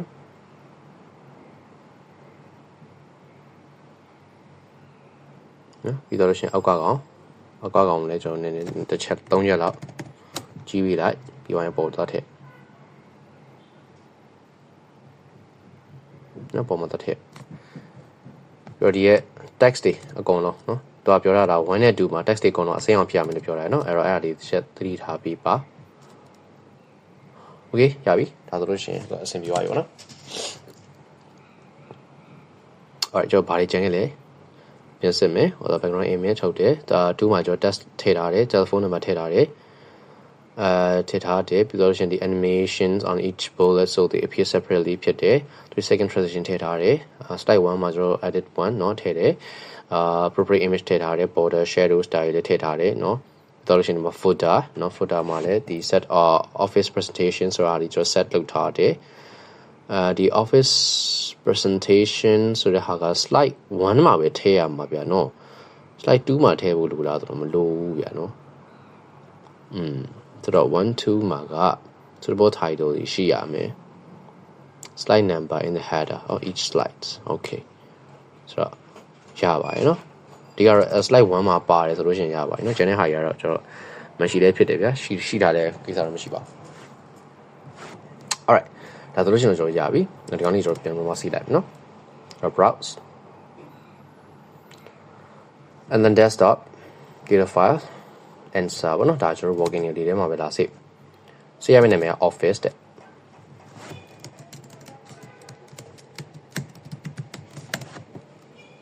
နော်ဒါဆိုလို့ရှိရင်ကျွန်တော်ရဲ့ presentation တွေရပါပြီ Let's see 3P နော် Let's see 3P မှာတော့ဘာလို့ခိုင်းမလဲဆိုရင် answer the questions that in the document evidence နော် give one reason why the note section could be used for the slides အဲ့တော့ note section ဆိုတဲ့ဟာကခုန alright အဲ့ဒါကျွန်တော်တစ်ချက်ပြင်ပြမယ်ဗျာအဲ့ note section ဆိုတဲ့ဟာကဘာကိုဆိုလိုတာလဲဆိုရင်ဒီမှာပေါ့နော်ဒီကောင်လေးကျွန်တော်တစ်ချက်ပြန်ဖွင့်ကြည့်လိုက်အဲ့ဒီမှာကျွန်တော်တို့ကဒီ note section ဆိုတာခါဒီပေါ့နော် click to add note ဆိုတဲ့ကောင်လေးအဲ့ဒီ add note မှာကျွန်တော်စာလေးထည့်ကြည့်လိုက်မှာထားပါတော့ hello ဆိုပြီးကျွန်တော်ထည့်လိုက်မယ်ဆိုပါစို့ဗျာအဲ့ဆိုဒီကောင်ကျွန်တော်တို့ဘယ်နားမှာပေါ်လာမှာဘယ်မှာပေါ်လာမှာလဲဘာအတွက်သုံးတာလဲပေါ့နော်အဲ့ဒီမှာ print နဲ့တစ်ချက်သွားလိုက်မယ်နော် print နဲ့တစ်ချက်သွားလိုက်မယ်သွားပြီးလို့ရှင်ဒီမှာဘာလဲဆိုရင်ဒီမှာနော်ကျွန်တော် handout ဆိုတာဟာလေးရှိတယ်နော် handout ဆိုတာလေးရှိတယ်အဲ့ handout ဆိုတာလေးဟာသွားထည့်လိုက်မယ်ဆိုလို့ရှင်သူကအဓိကဗျာဒီရဲ့ note page ကနော်ဒီမှာပေါ့ဗျာနော် note pages အဲဒီမှာနော် note page ဆိုတာဒီလိုမျိုးဒီ note page ဆိုတဲ့ဟာကဘာအတွက်ကျွန်တော်သုံးတာလဲဆိုလို့ရှိရင်ကျွန်တော်ဒီ presenter က presentation လုပ်နေတဲ့အချိန်မှာเนาะဒီသူ present လုပ်ရမယ့်စာတွေကို notes အနေနဲ့ကျွန်တော်တို့မှတ်ထားတယ်เนาะဒီ လက်ထဲမှာစာရွက်လေးကိုကိုင်ပြီးလို့ရှင်ဒီ presentation မှာလာမယ်ဒီ slides တွေကိုအခုလိုပုံစံမျိုးလေးနဲ့သူမြင်ရမယ်ဗျာဟုတ်လားပြီးတော့လို့ရှင်အောက်မှာ notes တွေတူထားရမယ်အဲ့တော့အဓိကဒီ presenter ကိုကျွန်တော်တို့စကားပြောရတဲ့နေရာမှာ not presenting လုပ်တဲ့နေရာမှာ presenter ကိုကျွန်တော်တို့အကူအညီပေးဖို့အတွက်ဆိုတဲ့ဟာလေးကိုအဓိကဖြစ်ပြီးရမှာဖြစ်တယ်ပေါ့နော်ဆိုတော့အဖြေကပါဖြေလို့ရမယ်ဆိုလို့ရှင် to write down some notes ပေါ့နော်to write down some notes so that the presenter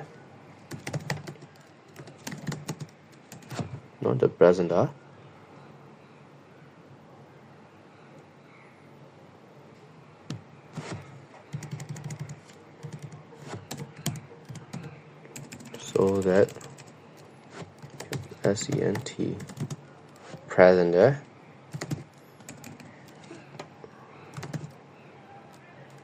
can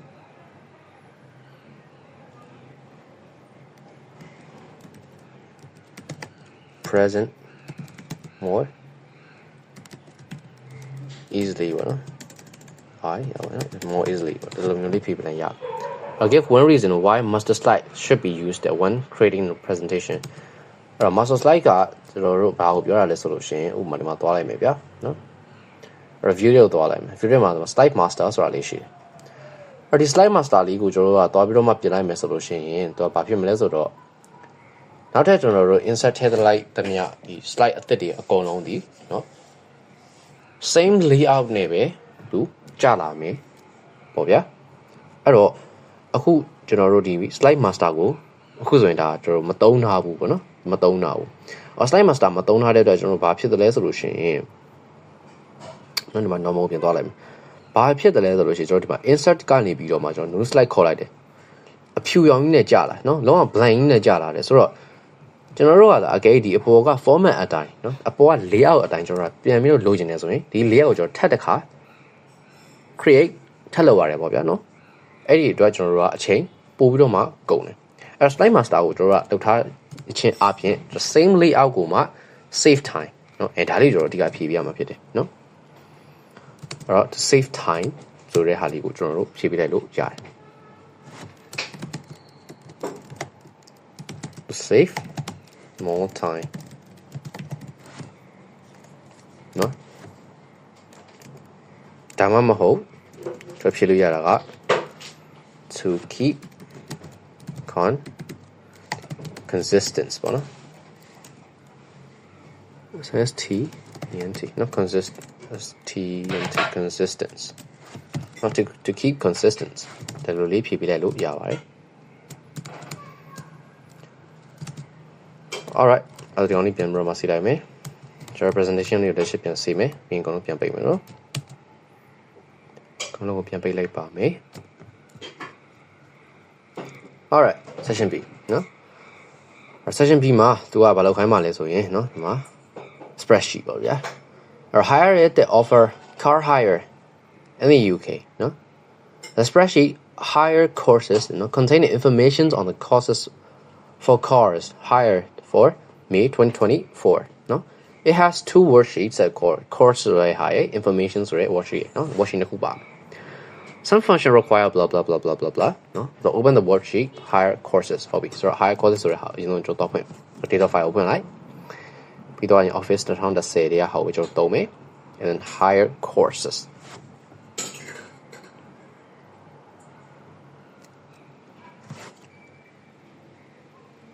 no ပွင့်နေတယ်ဆိုလို့ရှိရင်တစ်ချက်အလုံးပြန်ပိတ်ပြီးပါ alright ဆိုတော့ရပြီပါနော်ကဲတော့ကျွန်တော်စပြီးတော့မလုပ်အောင်ဆိုတော့ course ကိုကျွန်တော်လုပ်အောင်မနော် course ဆိုတော့ what should လုပ်အောင်မယ် set the formatting of the heading row နော် row 1 ကို search shading dark color font enhancement white bold font size 24 alignment center horizontally and vertically alright so ဒီပေါ်က row ကိုကျွန်တော်တို့လုပ်ပေးရမှာက search shading dark color နော် dark color လုပ်ပေးရမယ်အဲ့တော့ကျွန်တော်တို့ဒီမှာ presentation တော့ကလည်းဟလာသူကအစိမ်းအောင်ကြီးလုပ်တယ်ဆိုတော့ကျွန်တော်လည်းဒီမှာအစိမ်းအောင်ကြီးပဲချလိုက်နော်ဒီက dark ဖြစ်ရင်ရတယ်အရောင်ကဘာရောင်ဖြစ်ရတယ်နော်ပြီးတော့လို့ရှိရင်ဒီကောင်ရဲ့ font size ဟုတ်လားနော် font size က24အဲဒီကောင်လေး font size 24ပြီးတော့လို့ရှိရင်ဒီကောင်လေးကိုနော်နည်းနည်းမြင်ရအောင်ပေါ့နော်ဒီလိုလေးသွားရမယ် and then ဒီကောင်ကို horizontally and vertically center ဒါလေးသွားပြီလားနော်ဒါဆိုလို့ရှိရင် white ပို့လည်းဖြစ်သွားပြီနော် white ဖြစ်တယ် sorry ပို့မဖြစ်သေးဘူးနော် white ပို့ alright white ပို့background sorry cell shading လည်းရပြီ font size လည်းမှန်ပြီ alignment လည်းမှန်သွားပြီနော်ဒါဆိုလို့ရှိရင်ရပြီ the format the date to display as 01 နော် May 2024ဆိုတဲ့ပုံစံအတိုင်းနေပြပြီးဖို့ပြင်ပေးရပါမယ်ဆိုတော့ဒီကောင်လေးကိုပြောတာပါဒီကောင်လေးကိုကျွန်တော် right click တစ်ချက်ထောက်ကြည့်အောင်အဲ့မှာ format cell ဆိုတာလေးရှိနေမယ်ဒီ format cell ထဲမှာပဲကျွန်တော်တို့ကဒီမှာလာပြီးတော့မှယူပြီးလို့ရတယ်ပေါ့ဗျာနော်ဆိုတော့သူလိုချင်တဲ့ပုံစံက01 May နော်01 May ဆိုတော့သူကဒီရက်ရယ်နော်ဒီမှာ01 May 2024နော်ဒီပုံစံလေးလိုချင်တာဖြစ်ပါတယ်အဲ့ကောင်လေးကို okay and then ကျွန်တော်တို့လောက်အောင်မှာ include the text နော် May 2024 in the header နော် header မှာဒါလေးထည့်ပေးရအဲ့တော့ May 2024ဆိုတဲ့ကောင်လေးကိုကျွန်တော်တို့ header မှာသွားပြီးတော့မှထည့်ပေးလိုက်ပါမယ်အဲ့ header ကကျွန်တော်တို့ထည့်ရမှာဖြစ်တဲ့အတွက် insert ထဲမှာကျွန်တော်ပါရှိမှလဲเนาะ header ရှိမလားဆိုတော့ဒီမှာတော့မတွေ့ရဘူးဗျအဲ့ header ဝင်အဲ့ဒါလို့ရှိရင်ဒီကောင်ကိုကျွန်တော်တို့တွားလို့ရတဲ့ပုံစံတွေမှာเนาะ page layout ဆိုတာလေးရှိတယ်အဲ့ page layout ကနေကျွန်တော်တွားလို့ရတယ်เนาะအဲ့ page layout တွားလိုက်ပြီးတော့ဒီမှာ header လေးပေါ်လာလိမ့်မယ်เนาะဒီ header မှာခုနကရေးထားတဲ့ May 2024ဆိုတဲ့ဟာလေးကိုထည့်ပေးလိုက်ရင်ရပါပြီနောက်တစ်ခုကျွန်တော်တို့ဒီ worksheet ဘက်ကိုပြန်လာ alright Test B1B, no? Maria wants you to use spreadsheets tools to analyze the data in the spreadsheet, no? Use spreadsheet functions that to display the course per day, no? For client ID, AB, no? 11. Our course body, no? The company just sub ma to biya me, bidolution insurance cost to biya me, no? Using cost of hire, no? Dali to biya me. Alright, just as a sub ma lo ji ya. Right, yung jo ma data နားလည်အောင်ဖတ်ထားဖို့လိုတယ်ဗျclient ID ပေးထားတယ် client name ပေးထားတယ် car type တွေပေးထားတယ်เนาะမ cost per day ဆိုတော့လုပ်တယ်တော့ hire rate ဆိုတာကကျွန်တော်တို့ဒီ car rental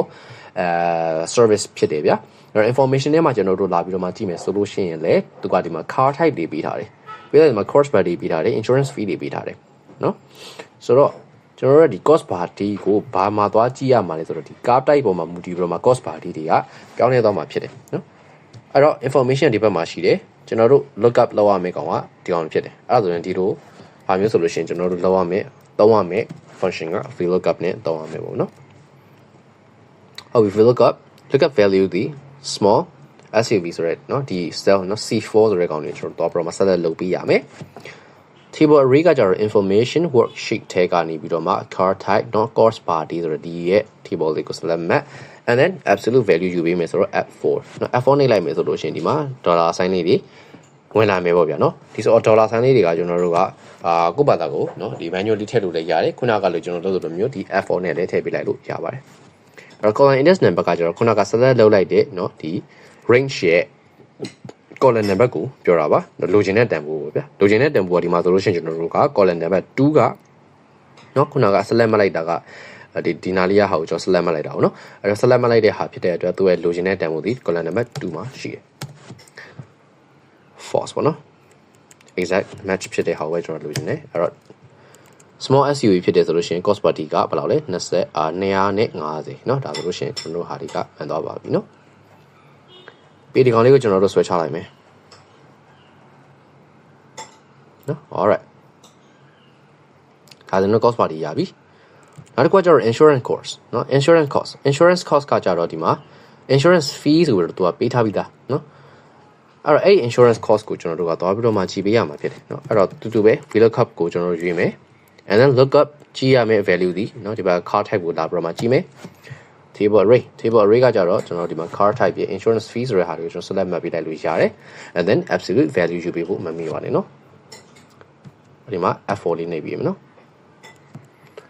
ဒီကောင်လေးကို select မှတ်မယ်เนาะand then ဒီမှာ F4 ကနှိပ်မယ်ဆိုတော့နှိပ်လို့မရဘာဖြစ်လို့လဲဆိုတော့ဒီမှာတွေ့လားเนาะဒီကောင်ကဒါ name range ပေါ့เนาะ အဲ့တော့ဒီလိုမျိုး name range ဖြစ်သွားပြီဆိုလို့ရှိရင်ကျွန်တော်တို့ကဒီ absolute value ယူစရာမလိုတော့ဘူးเนาะဒါတော့ name range တွေအပါကြပါเนาะအဲ့တော့ name range တွေကိုဘာကြောင့်တောက်ရတာလဲဆိုရင်ဒီလိုမျိုး absolute value ယူစရာမလိုလို့ဆိုတဲ့ဟာမျိုးကိုကျွန်တော်တို့ဖြည့်ပြီးလို့ရတယ်ဗျเนาะဟုတ်ပြီနောက်တစ်ခုက column index number column index number ကဒီမှာဆိုလို့ရှိရင်လူချင်းတဲ့တန်ဖိုးက column number 3မှာရှိတယ်အဲ့တော့3လို့ရေးပေးလိုက်ပြီး false เนาะဒါဆိုလို့ရှိရင်ကျွန်တော် insurance cost ကဒီမှာရလာပါပြီပေါ့เนาะဒီကောင်လေးကိုကျွန်တော်တို့ဆွဲချပေးလိုက်မယ်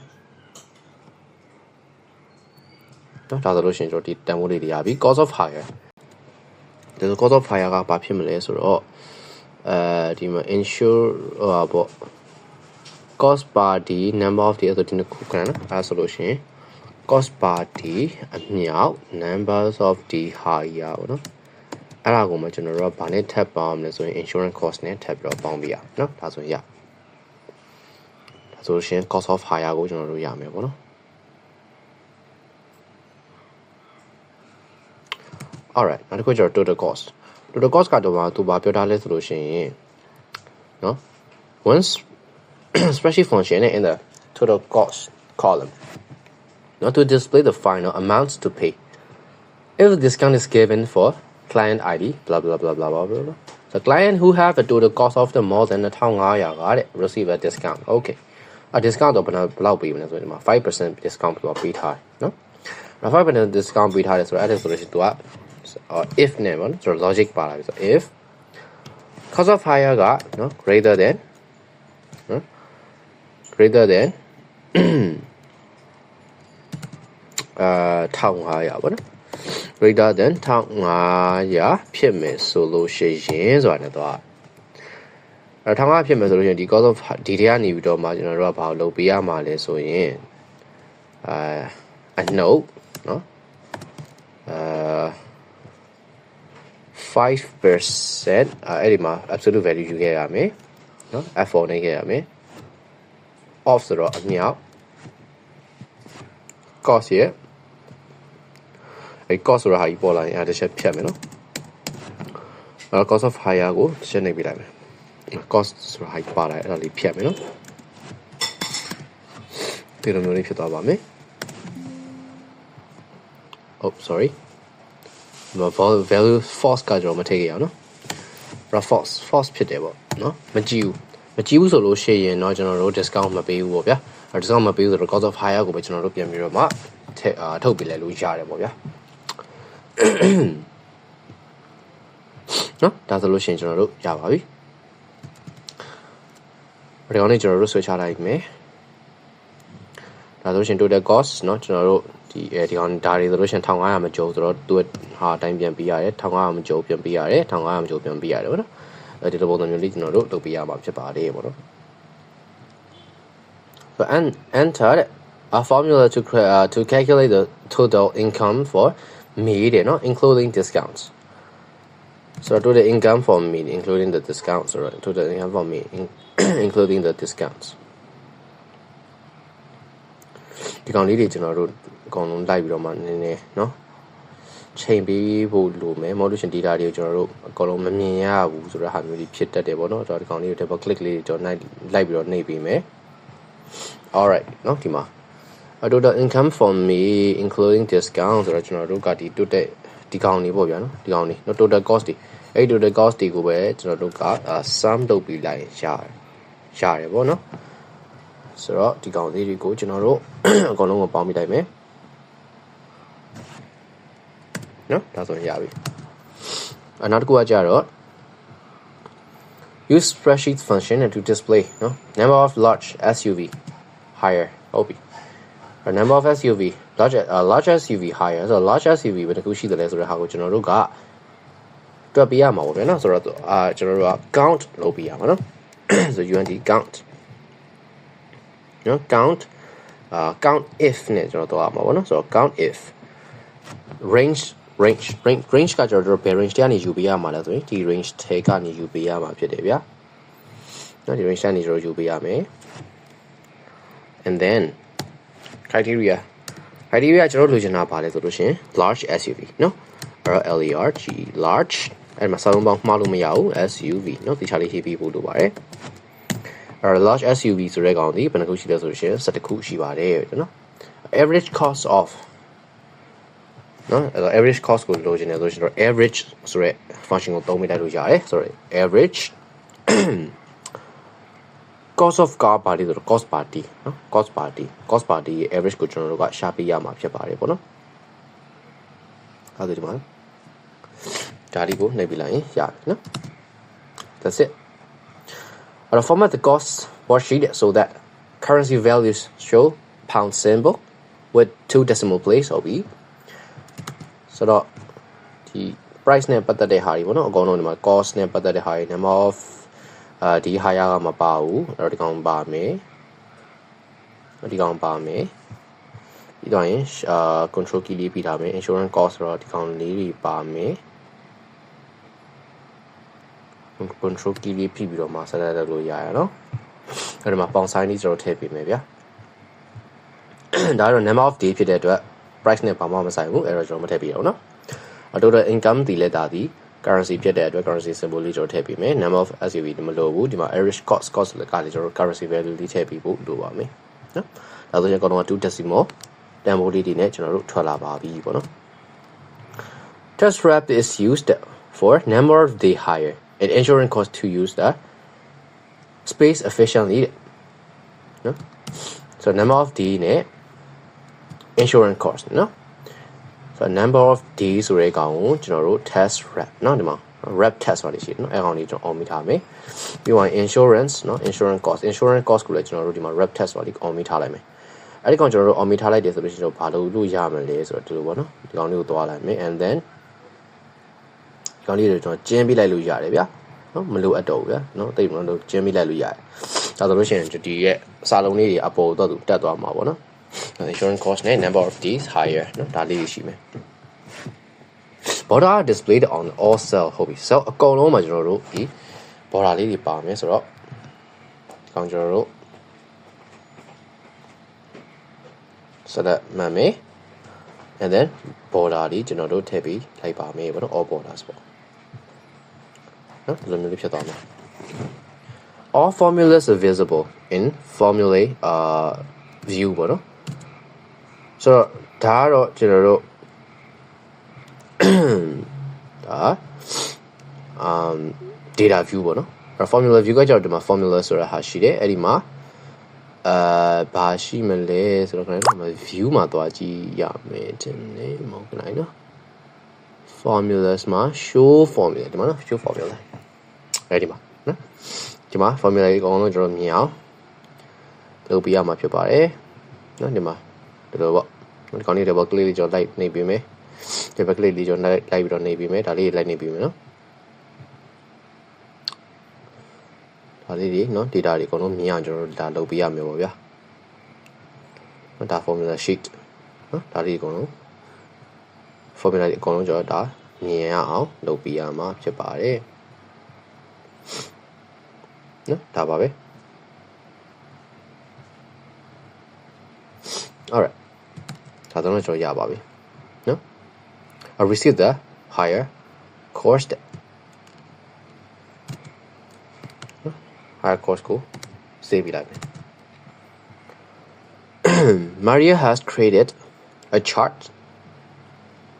no to display the information about the cars on the information sheets she wants you to add suitable title suitable x and y axis label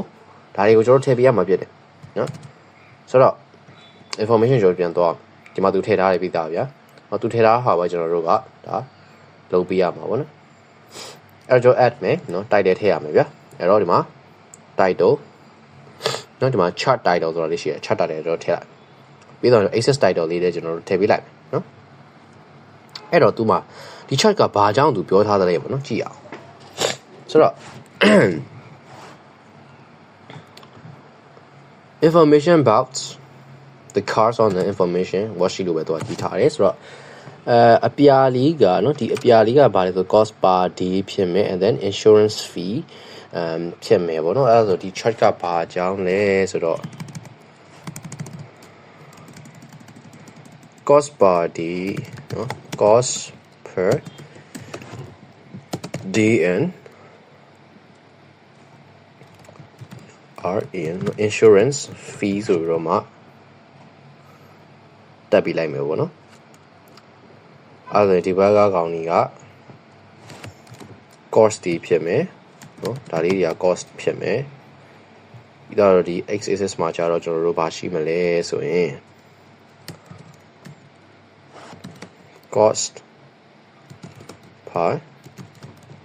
d n RN insurance fee ပေါ့နော်ဟိုတိုက်တဲ့ကနည်းနည်းလေးကျွန်တော်ပြန်ဖို့လိုလိမ့်မယ်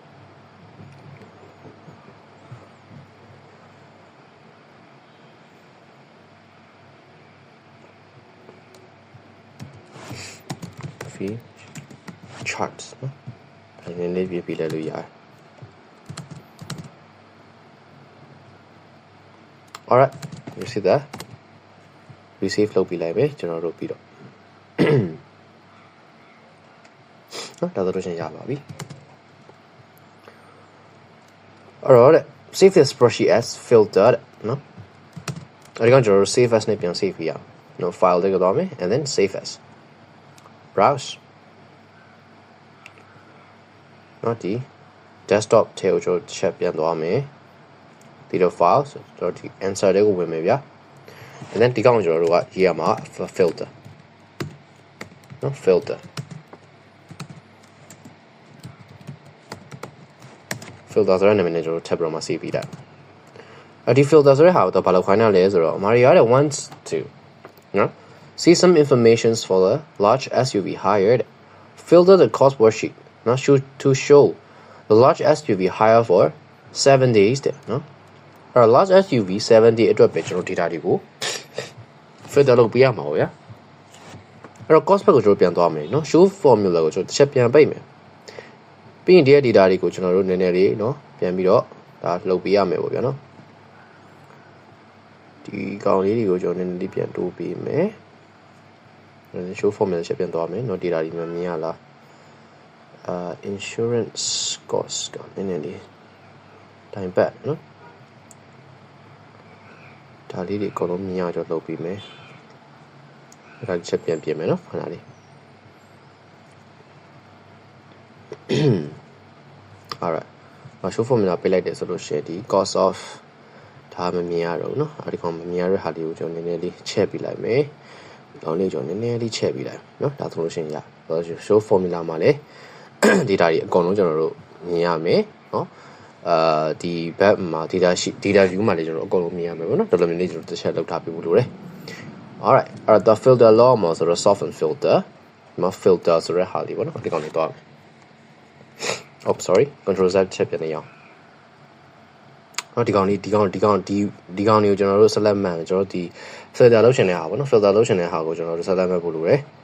ပြီးသွားလို့ရှိရင်ဒီမှာ soften filter ဆိုတာရှိတယ် filter ကိုရွေးမယ်ဆိုတော့ large SUV hire for 70เนาะဆိုတော့ large SUV ဆိုတော့ car type မှာ large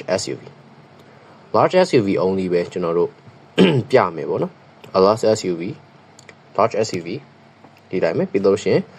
number of day ကတော့ 7เนาะ9ရက် higher လောက်ထားတဲ့ကောင်အဲ့တော့ဒီမှာ7 only ပဲเนาะ7 only ပဲကျွန်တော်တို့ဒီမှာရွေးပေးရအောင် alright ဒါဆိုရင် large SUV 7 day ဆိုတာဟာဒီမှာပေါ်လာမယ်ပေါ့နော်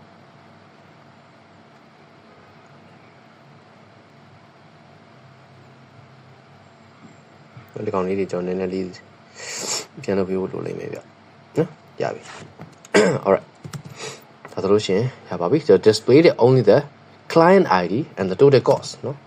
client ID နဲ့ total cost ပဲကျွန်တော်တို့ကပြပေးရမယ်ဟုတ်ပြီအဲ့တော့ client ID ရဲ့ total cost ဆိုတော့ဒီအလေကအကောင့်လေးကျွန်တော်တို့ပြစေရမလိုဘူးဆိုတဲ့သဘော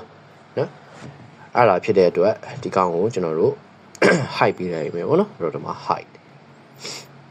ဒီကောင်နေလဲကျွန်တော်တို့ hide ပေးလိုက်เนาะဒီကောင်နေလဲကျွန်တော်တို့ hide ပေးလိုက်ပါမယ်right click and then hide เนาะဒါဆိုရင် client ID နဲ့ do the cost only ပဲကျွန်တော်တို့မြင်ရမယ်ပေါ့နော် okay receive the filter ဒါပါပဲเนาะအဲ့ဒါတော့ပြီးတော့ပါပြီ answer these questions that in the document evidence identify the spreadsheet features label 8 အဲ့ဒီမှာနော် car information ဆိုတာ special feature ခုနကကျွန်တော်တို့ဒီVLOOKUP သုံးခဲ့တော့ကနော်ဒါကျွန်တော်တို့ကြုံခဲ့ရတဲ့အရာပေါ့ဗျာအဲ့ဒီမှာကျွန်တော်တို့ဘာကြုံခဲ့ရလဲဆိုလို့ရှိရင်ဟာလားဒီ car information ဆိုတာကျွန်တော်တို့ကဒီspecial ပေါ့နော် absolute value ယူတယ်ဗျာ absolute value ယူတဲ့အချိန်မှာကျွန်တော်တို့ absolute value ယူလို့မရဘဲနဲ့ဒီ car information ဆိုတာကြီးပေါ်လာတယ်အဲ့ဒါကဘာလို့ဆိုတော့ဒါဒီ name range ဖြစ်တယ်ပေါ့နော်အဲ့တော့ကျွန်တော်တို့က name range တို့ဖြည့်ပေးလိုက်ရင်ရပါပြီနော် B3 အဖြေက name range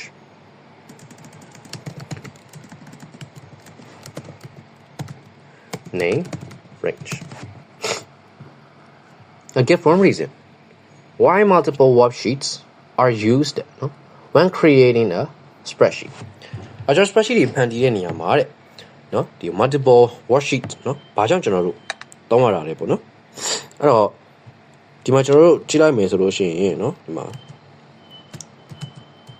အကယ်၍ဒါဒီ information တွေကိုဗျာဟာလားကျွန်တော်တို့ကဒီ course မှာလာပြီးတော့မထပ်လာထားမယ်ဆိုတော့ data တွေဘယ်လိုဖြစ်သွားမလဲနော်ကြည့်ရတာကျွန်တော်တို့မရှင်းဘူးနော်ပြီးရင်ဒီ data တွေဒီ cell တွေနော် interaction တွေအများကြီးကျွန်တော်တို့ဖြစ်နေတယ်ဆိုလို့ရှိရင်ဒီ error တွေကျွန်တော်တို့ဖြစ်လာနိုင်တယ်ပေါ့ဗျာ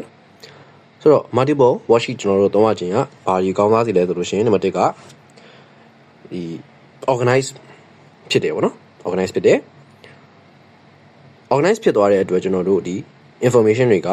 ပို့ပြီးတော့မှနားလေရလွတ်ကူစီတယ်ဆိုတဲ့အချက်ကိုကျွန်တော်တို့ဖြည့်ပြီးလို့ရပါတယ်နော်အဲ့နံပါတ် B မှာကျွန်တော်တို့ဖြည့်ပြီးရမယ်အဖြေကဘာဖြစ်မလဲဆိုလို့ရှိရင်တော့ဘယ်နံပါတ်ပြီးတာပါလဲတက်မှတ်ပဲနော်အဲ့ easier ဟောပါနော် easier to understand ဆိုတဲ့ဟာလေးရေးပြလိုက်ရပြီနော်ဆိုတော့ make the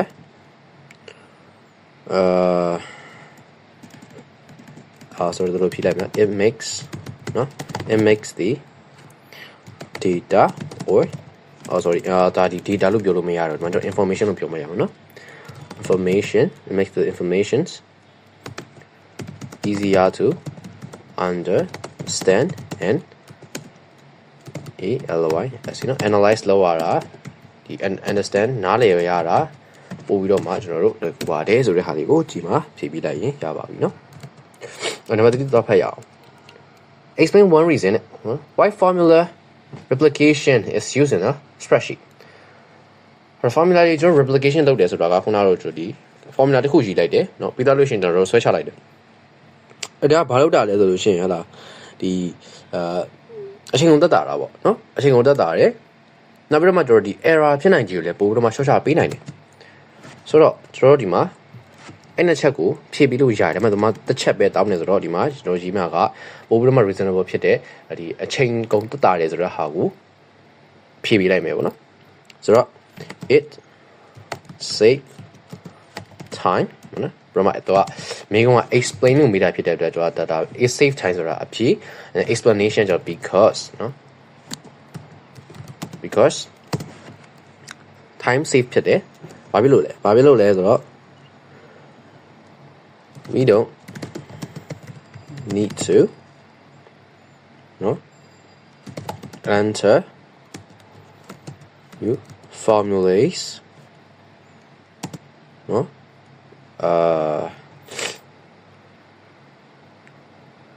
can I not it save time because we don't need to enter formulae also we only needs one time တခါပဲရေးဖို့လိုတယ်ဆိုတော့ဟာကြီးလဲwe only need to enter formula one time နော်ဒါဆိုလို့ရှိရင်ရပါပြီပေါ့နော်ဆိုရင်we don't need to enter formula once ပေါ့နော်ဒါဆိုရင်ရပါပြီအော်မှာနောက်ထပ်ဒီမိကုန်းလေးထပ်ရှိပြီးတော့ရှိသေးတယ်ပေါ့ဗျာနော်Alright, Maria has started the information sheets and want you to edit. Hobby. Alright, open the document. Information sheets. Hobby. Information sheets ဆိုတာဒါတော့ကျွန်တော်တို့ပြီးသွားပြီပေါ့ဗျာနော်ပြီး3ရတော့ကျွန်တော်ပြီးသွားပြီအဲဒါဆိုရင်ကျွန်တော်ဒီရဲ့ spreadsheet တွေကိုပေးလိုက်လို့ရပြီပေါ့နော်အကုန်လုံး save မယ် and then ပေးလိုက်မယ် evidence ကိုလည်း save မယ်ပြီး minimize လေးသူ့ကိုလုပ်ထားမယ်ဗျာinformation sheet ဆိုတာ data file နဲ့တော့ဖွင့်မယ်နော်ဆိုတော့ data files and then ဒီမှာ office ပေါ့နော် information sheets ဒီမှာဒီကောင်လေးဖွင့်လိုက်မယ် နော်သူဘာလုပ်ခိုင်းမလဲပေါ့နော် page format pale green background နော် double line border and then type တွေက dark green serif font blah blah blah or ဒါကတော့ကျွန်တော်တို့ဒီ editing လုပ်ပေးရမှာပေါ့ဗျာသူရဲ့ဒီရဲ့document လေးကိုပေါ့နော်enable editing လုပ်ပေးလိုက်မယ်ဒီဘက်ကိုပို့နော်ကျွန်တော်တို့လုပ်ပေးရမှာကဟာလားနော်ဒီမှာpage format နော် pale green background အဲ့တော့ background ရင်ချိန်မယ် pale green background double line border လို့ပြောထားတယ်နော်အဲ့တော့သူ့ရဲ့ design နော်ဒီမှာ page color ကျွန်တော်ချိန်လို့ရတယ်အဲ့ဒီ page color ကိုသွားမယ်နော် pale green နော်ဟုတ်လားpale green background ဟုတ်တယ်နော် page color pale green background and then double line border နော်အဲ့တော့ page border ဆိုတဲ့ဟာလေးရှိတယ်အဲ့ဒီမှာ double line border ဆိုတော့ double line ဆိုတော့သွားရှာပြီးမယ်ဒီမှာ double line နော် double line border okay နော်အဲ့ဒီကောင်ကိုကျွန်တော်တို့ width ပြောထားသလား width တော့မပြောထားဘူးအဲ့တော့ width ကဒီမှာ1အဲ့လိုမြင်ရမှာမဟုတ်ဘူးနော်အဲ့ဆိုရင်3 4ပေါ့နော်ထားပြီးလိုက်နော်တို့ရပြီ double line border ရပြီပြီးလို့ရှိရင်ဒီမှာ title က dark green serif font bold center or title ဒီကောင်ပေါ့နော် higher serif နော် dark green ဒီမှာ dark green background sorry တိတ်မ dark သေးဘူး dark green နော် dark green font sorry dark green font ပြီးတော့ရင် serif font serif font ဆိုတာအတုံလေးတွေပါမယ်အတုံလေးတွေပါမယ်ဆိုတော့ Times New Roman နောက်ပြီးတော့ဒီကောင်က bold နော် bold and then center ဆိုတော့ center သူ့ကိုရွှေ့ပေးလိုက်ပြီးတော့ရင် bullet stick change to a number list နော် bullet points ဒီမဟုတ်ဘူး number list ကို change ပြရမယ်ဆိုတော့ select မယ် and then bullet point ကိုဖြုတ်မယ်နော် number list ကိုထည့်ပေးလိုက်မယ် test wrap တဲ့နော် the current test wrap shows the text in front of the image change this that no so the text is wrapped around the image the image ကိုကျွန်တော်တို့ change ပေးရမှာနော် behind the text ဖြစ်နေတာဖြစ်လိုက်နေအဲ့တော့ဒီကောင်ကိုကျွန်တော်တို့ square more tight no through အဲ့တော့ကျွန်တော် tight နဲ့တွားလိုက်လို့ရတယ် or square နဲ့လည်းတွားလိုက်လို့ရတယ်ပေါ့နော်အဲ့ဒါဆိုလို့ရှိရင်ရပြီအဲ့ပြီးတော့နော် the paragraph that with the informations on the 20% discount display this that in two columns ဟုတ်ပြီဆိုတော့ဒီ 20% discount ဆိုတာဒီအောက်ကကောင်ကိုကျွန်တော်တို့ပြောချင်တာဗျနော်ဒီကောင်လေးကိုကျွန်တော်တို့ကလောက်ရမှာက2 column chain ပြရမယ်ဆိုတော့ layout ထဲကိုသွားမယ် and then column state က2နော်ဒါဆိုလို့ရှိရင်နှစ်ခု꿰သွားမယ်ပြီးတော့လို့ရှိရင်ဒီမှာ add other text နော် car style ဆိုတဲ့ဟာကိုတဲ့နော် image shown on the left of the table table left ဖက်မှာနော်ဒီကောင်လေးဒီကောင်လေးကိုကျွန်တော် author text ထည့်ပေးရမှာဆိုတော့ဒီမှာ view author text ဆိုတာဒီကိုဖွင့်လိုက်မယ် and then သူထည့်ခိုင်းတဲ့စာလေးကိုကျွန်တော်တို့ဒီမှာ car style ဆိုပြီးတော့မှထည့်ပေးလိုက်ပါမယ်ပေါ့နော်အဲဆိုလို့ရှိရင်ရပါပြီ alright ဆိုတော့နောက်တစ်ခုကတော့ဒီ table နော် table ကို march and center row 1 row 1ကို march and center လုပ်ပေးရမယ်တဲ့အဲ့တော့ select မယ် right click ထောက်မယ် and then march cell နော်ပြီးတော့ insert text July နော် July ဆိုတဲ့ဟာကိုထည့်ပေးရမယ်ဗျာ July ဟုတ်ပြီပြီးတော့ရင် insert a row between 3 နဲ့ 4နော် row number 3နဲ့ 4 ကြားမှာ row to row insert လုပ်မယ် and then add the text နော် text တစ်ခုထည့်ပေးရမယ်တဲ့ hybrid automatic နော် premium ဆိုတဲ့ဟာဒီနော်ဒါလေးထည့်ပေးရမယ်ဆိုတော့third row နဲ့ fourth row ကြားတယ်နော် row 3 and 4 row 3 and 4ဆိုတော့ဒါ row 3ဒါ row 4နော်အဲ့ဒါဒီကောင်အောက်မှာဖြစ်မယ်နော်ဒီကောင်အောက်မှာ insert row below ပေါ့နော် insert row below ဖြစ်မယ်ဒီကောင်ကြောအပေါ်နည်းနည်းလေးတက်မယ်နော်ပေါ်နည်းနည်းကြောတက်မယ်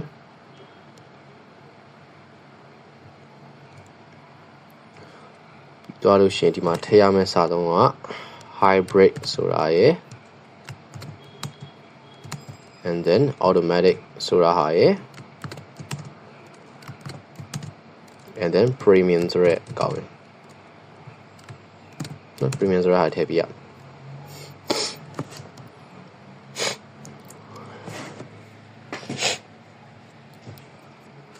hybrid automatic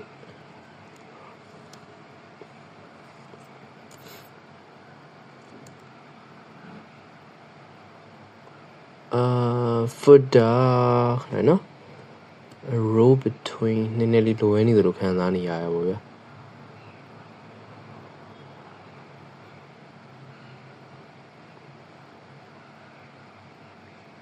automatic မှန်ပါတယ်နော်မှန်ပါတယ်အဲ့တော့ဒီမှာ footer မှာ insert the text July offers ဆိုတဲ့စာလေးကိုကျွန်တော်တို့ footer မှာထည့်ပေးရမယ် and then right align it or insert ကိုကျွန်တော်တို့တော့ and then footer ကိုဖွင့်နော် footer ကိုဖွင့်ပြီးလို့ရှိရင်ဒီမှာ blank နော် blank ပေါ့ and then အဲ့ဒီမှာထည့်ရမယ့်စာကနော်ဒီ July offers တဲ့သူကိုကျွန်တော်တို့ right align it လုပ်ပြီးပါလို့ပြောထားတယ်အဲ့တော့သူ select map and then right align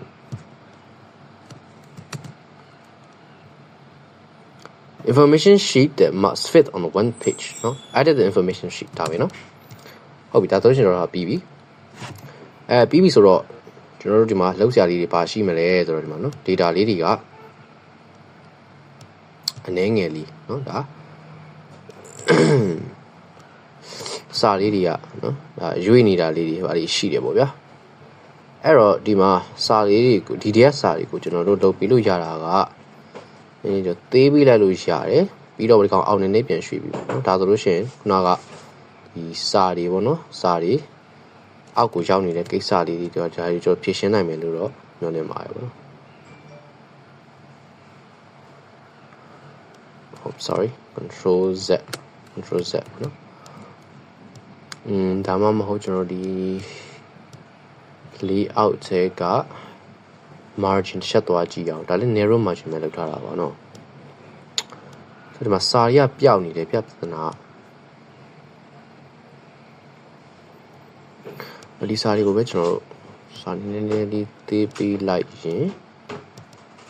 အဆင်ပြေမလားဟောဒီမှာ wrap test လုပ်လို့ရတယ် wrap test လုပ်ပြီးလိုက်ရဆို top and bottom လုပ်လိုက်မယ် you can use မစာပြတ်နေတယ်ဗျာဒီမှာ test box ထဲမှာတော့ထည့်ထားတာပြပြဿနာအဲ့တော့ဒီ test box ကိုကျွန်တော်တို့ဖြတ်လိုက်ရင်ဒါဆိုတော့ရပြီပေါ့နေ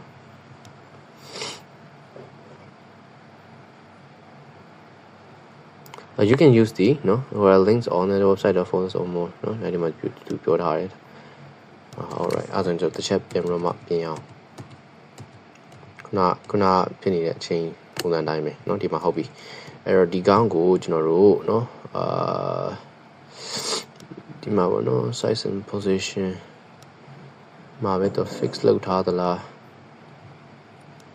ဒီကောင်းကျွန်တော်ရွှေ့ဖို့ပြောင်းကြည့်ပဲအဲ့ဒါဆိုပြောင်းသွားပြီအဲ့တော့မှ sorry square နဲ့ပြန်ထားလိုက်မယ်အဲ့ဒါဆိုရင်ရပြီเนาะအောက်ချမယ် sorry control Z ပြန်လိုက်မယ်ဒီမှာနော်ဒါကြီးရောက်ငောင်ဖြတ်ပေးလိုက်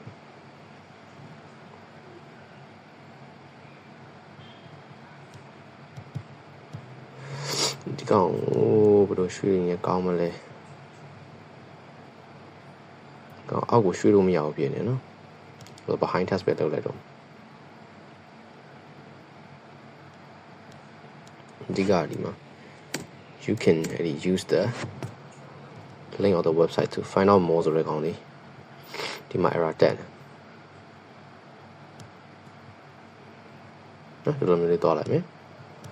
ပြီးရင်ဒီပုံလေးကိုအပေါ်နေနဲ့တက်ပေးလိုက်နော်ဒါဆိုလို့ရှိရင်ရပြီအဲ့ဒါဆိုကျွန်တော်တို့ခုနကထည့်ခဲ့တဲ့ order test တွေကိုတစ်ချက်ပြန် check လုပ်ရအောင်ဒီမှာ cost တိုင်းနော်ရှိသေးတယ် alright ဒါဆိုလို့ရှိရင်တော့ကျွန်တော်ဟာရပါပြီ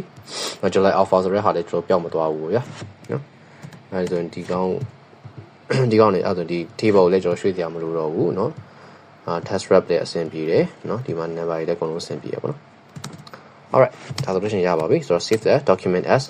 information sheet 2ဆိုတဲ့နာမည်နဲ့ပြန်ပြီးတော့မှ save ပေးပါလို့သူကပြောထားပါတယ်အဲ့တော့ browse ထဲကိုသွားမယ် save as နဲ့ and then ကျွန်တော်တို့ desktop ကိုပြန်သွားနော် and then answer အဲ့ဒီမှာ information sheet 2ဆိုတဲ့ sheet 2ပေါ့နော် sheet 2ဆိုတဲ့နာမည်နဲ့ save ပေးလိုက်ရင်ရပါပြီ alright save the document as information sheet 3ဒါ sheet 2ကိုရပြီဆိုလို့ရှိရင်နောက်တစ်ခုနော် save as နဲ့ sheet 3ဆိုပြီးတော့မှနာမည်တစ်ခုထပ်ပြီးတော့မှပေးရပြင်လို့ပြောထားတယ်နော် desktop ပေါ်ကဒီတော့ file နဲ့က answer လေးကိုတော့ sheet 2ကနေပြီးတော့မှကျွန်တော်တို့ sheet 3ဆိုပြီးတော့ထပ်လုပ်အဲ့ဒါထပ်ပြင်ခိုင်းမှာပေါ့ဗျာနော် make one change to the layout or designs of the information sheet to improve the document နော်ဆိုတော့ဒီကောင်းကိုကျွန်တော်တို့ဟလာနော်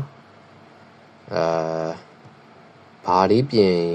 ကောင်းမလဲပေါ့ဗျာနော်ဘာလေးပြင်ကောင်းမလဲဆိုတော့ကျွန်တော်အနေနဲ့ကတော့ဒီမှာ higher it ဆိုတဲ့ကောင်းကိုနော်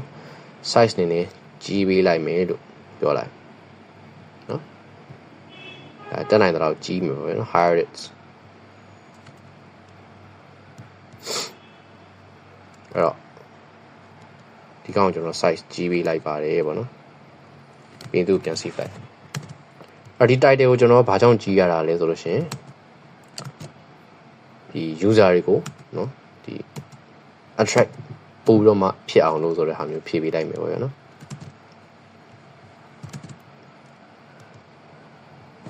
alright ဆိုတော့ before b give one reason why you change has improved the document. Huh? So I changed the font size of the title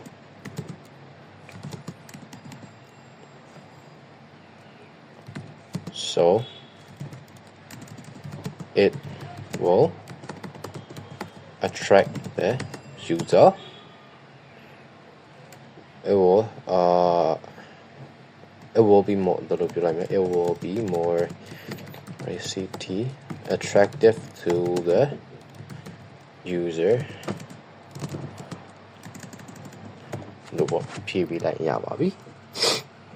Alright, answer the questions in the document. No? Give one reason why TestWrap is used when presenting tests and images ပေါ့နော်။ဒီ test ဒီ image တွေကို presenting လုပ်တဲ့နေရာမှာတဲ့နော်ဒီ test wrap ကိုဘာကြောင့်သုံးရတာလဲပေါ့ဗျာ။အဲ့တော့ test wrap ကိုကျွန်တော်တို့သုံးရတဲ့အကြောင်းရင်းတွေကနော်ဘယ်လိုပြောမလဲ။စာရင်းနဲ့တော့ဒီလိုမျိုးဗျာ test wrap မလုပ်ထားဘူးဆိုလို့ရှိရင်တော့ဒီ image တွေနဲ့စာရင်းတွေကထပ်နေတယ်ဗျာဟုတ်လား။အဲ့ test wrap လုပ်လိုက်တယ်ဆိုတော့မှဒီစာတွေကနော်ပုံတွေကပို့ပြီးတော့မှရှင်းသွားတယ်ဒါလေးကိုကျွန်တော်တို့ဖြည့်ပြီးလိုက်လို့ရပါတယ်အဲ့တော့ test wrap လောက်ရခြင်းပြီဟုတ်လားဘာဖြစ်မလဲဆိုလို့ရှိရင်ဘယ်နှမှပေးထားတာပါလဲတမန်နော် reason drop to make it clear CPER separated between text and images ပေါ့နော်ဒါလိုလေးဖြည့်ပြီးလိုက်ရပါပြီဆိုတော့တမတ်နဲ့တောင်းပဲဖြည့်ပြီးလိုက်မယ်ပေါ့နော် alright explain one reason why information is added to the footer နော်ဒါတော့ consistency အတွက်လို့လဲကျွန်တော်တို့နော်ပြောလို့ရတယ်နောက်ပြီးလို့ရှိရင်ဒီadditional information ဖြစ်တာကိုနော်additional information ဖြစ်တယ်ပြီးတော့ footer ထဲမှာထည့်တယ်ဆိုတော့အဓိကတော့ဗျာဒီ footer မှာထည့်တယ်ဆိုတာဒီ main document နဲ့ကျွန်တော်တို့separation เนาะဖြစ်စေခြင်းနဲ့အရာမျိုးတွေကိုပဲကျွန်တော်တို့က footer မှာထည့်တာပေါ့နော်အဲ့ဒါကျွန်တော်တို့ဘယ်လိုဖြေလို့ရမလဲဆိုတော့explain one reason why information is added to the footer so တော့ဘယ်လိုပြောမလဲပြန်ဘယ်လိုပြောရင်ကောင်းမလဲသူCPE separate the information with the main section ပေါ့နော် main section က main section နဲ့ဒီ information တွေကိုကျွန်တော်တို့ separation လုပ်ဖို့အတွက်ပေါ့နော်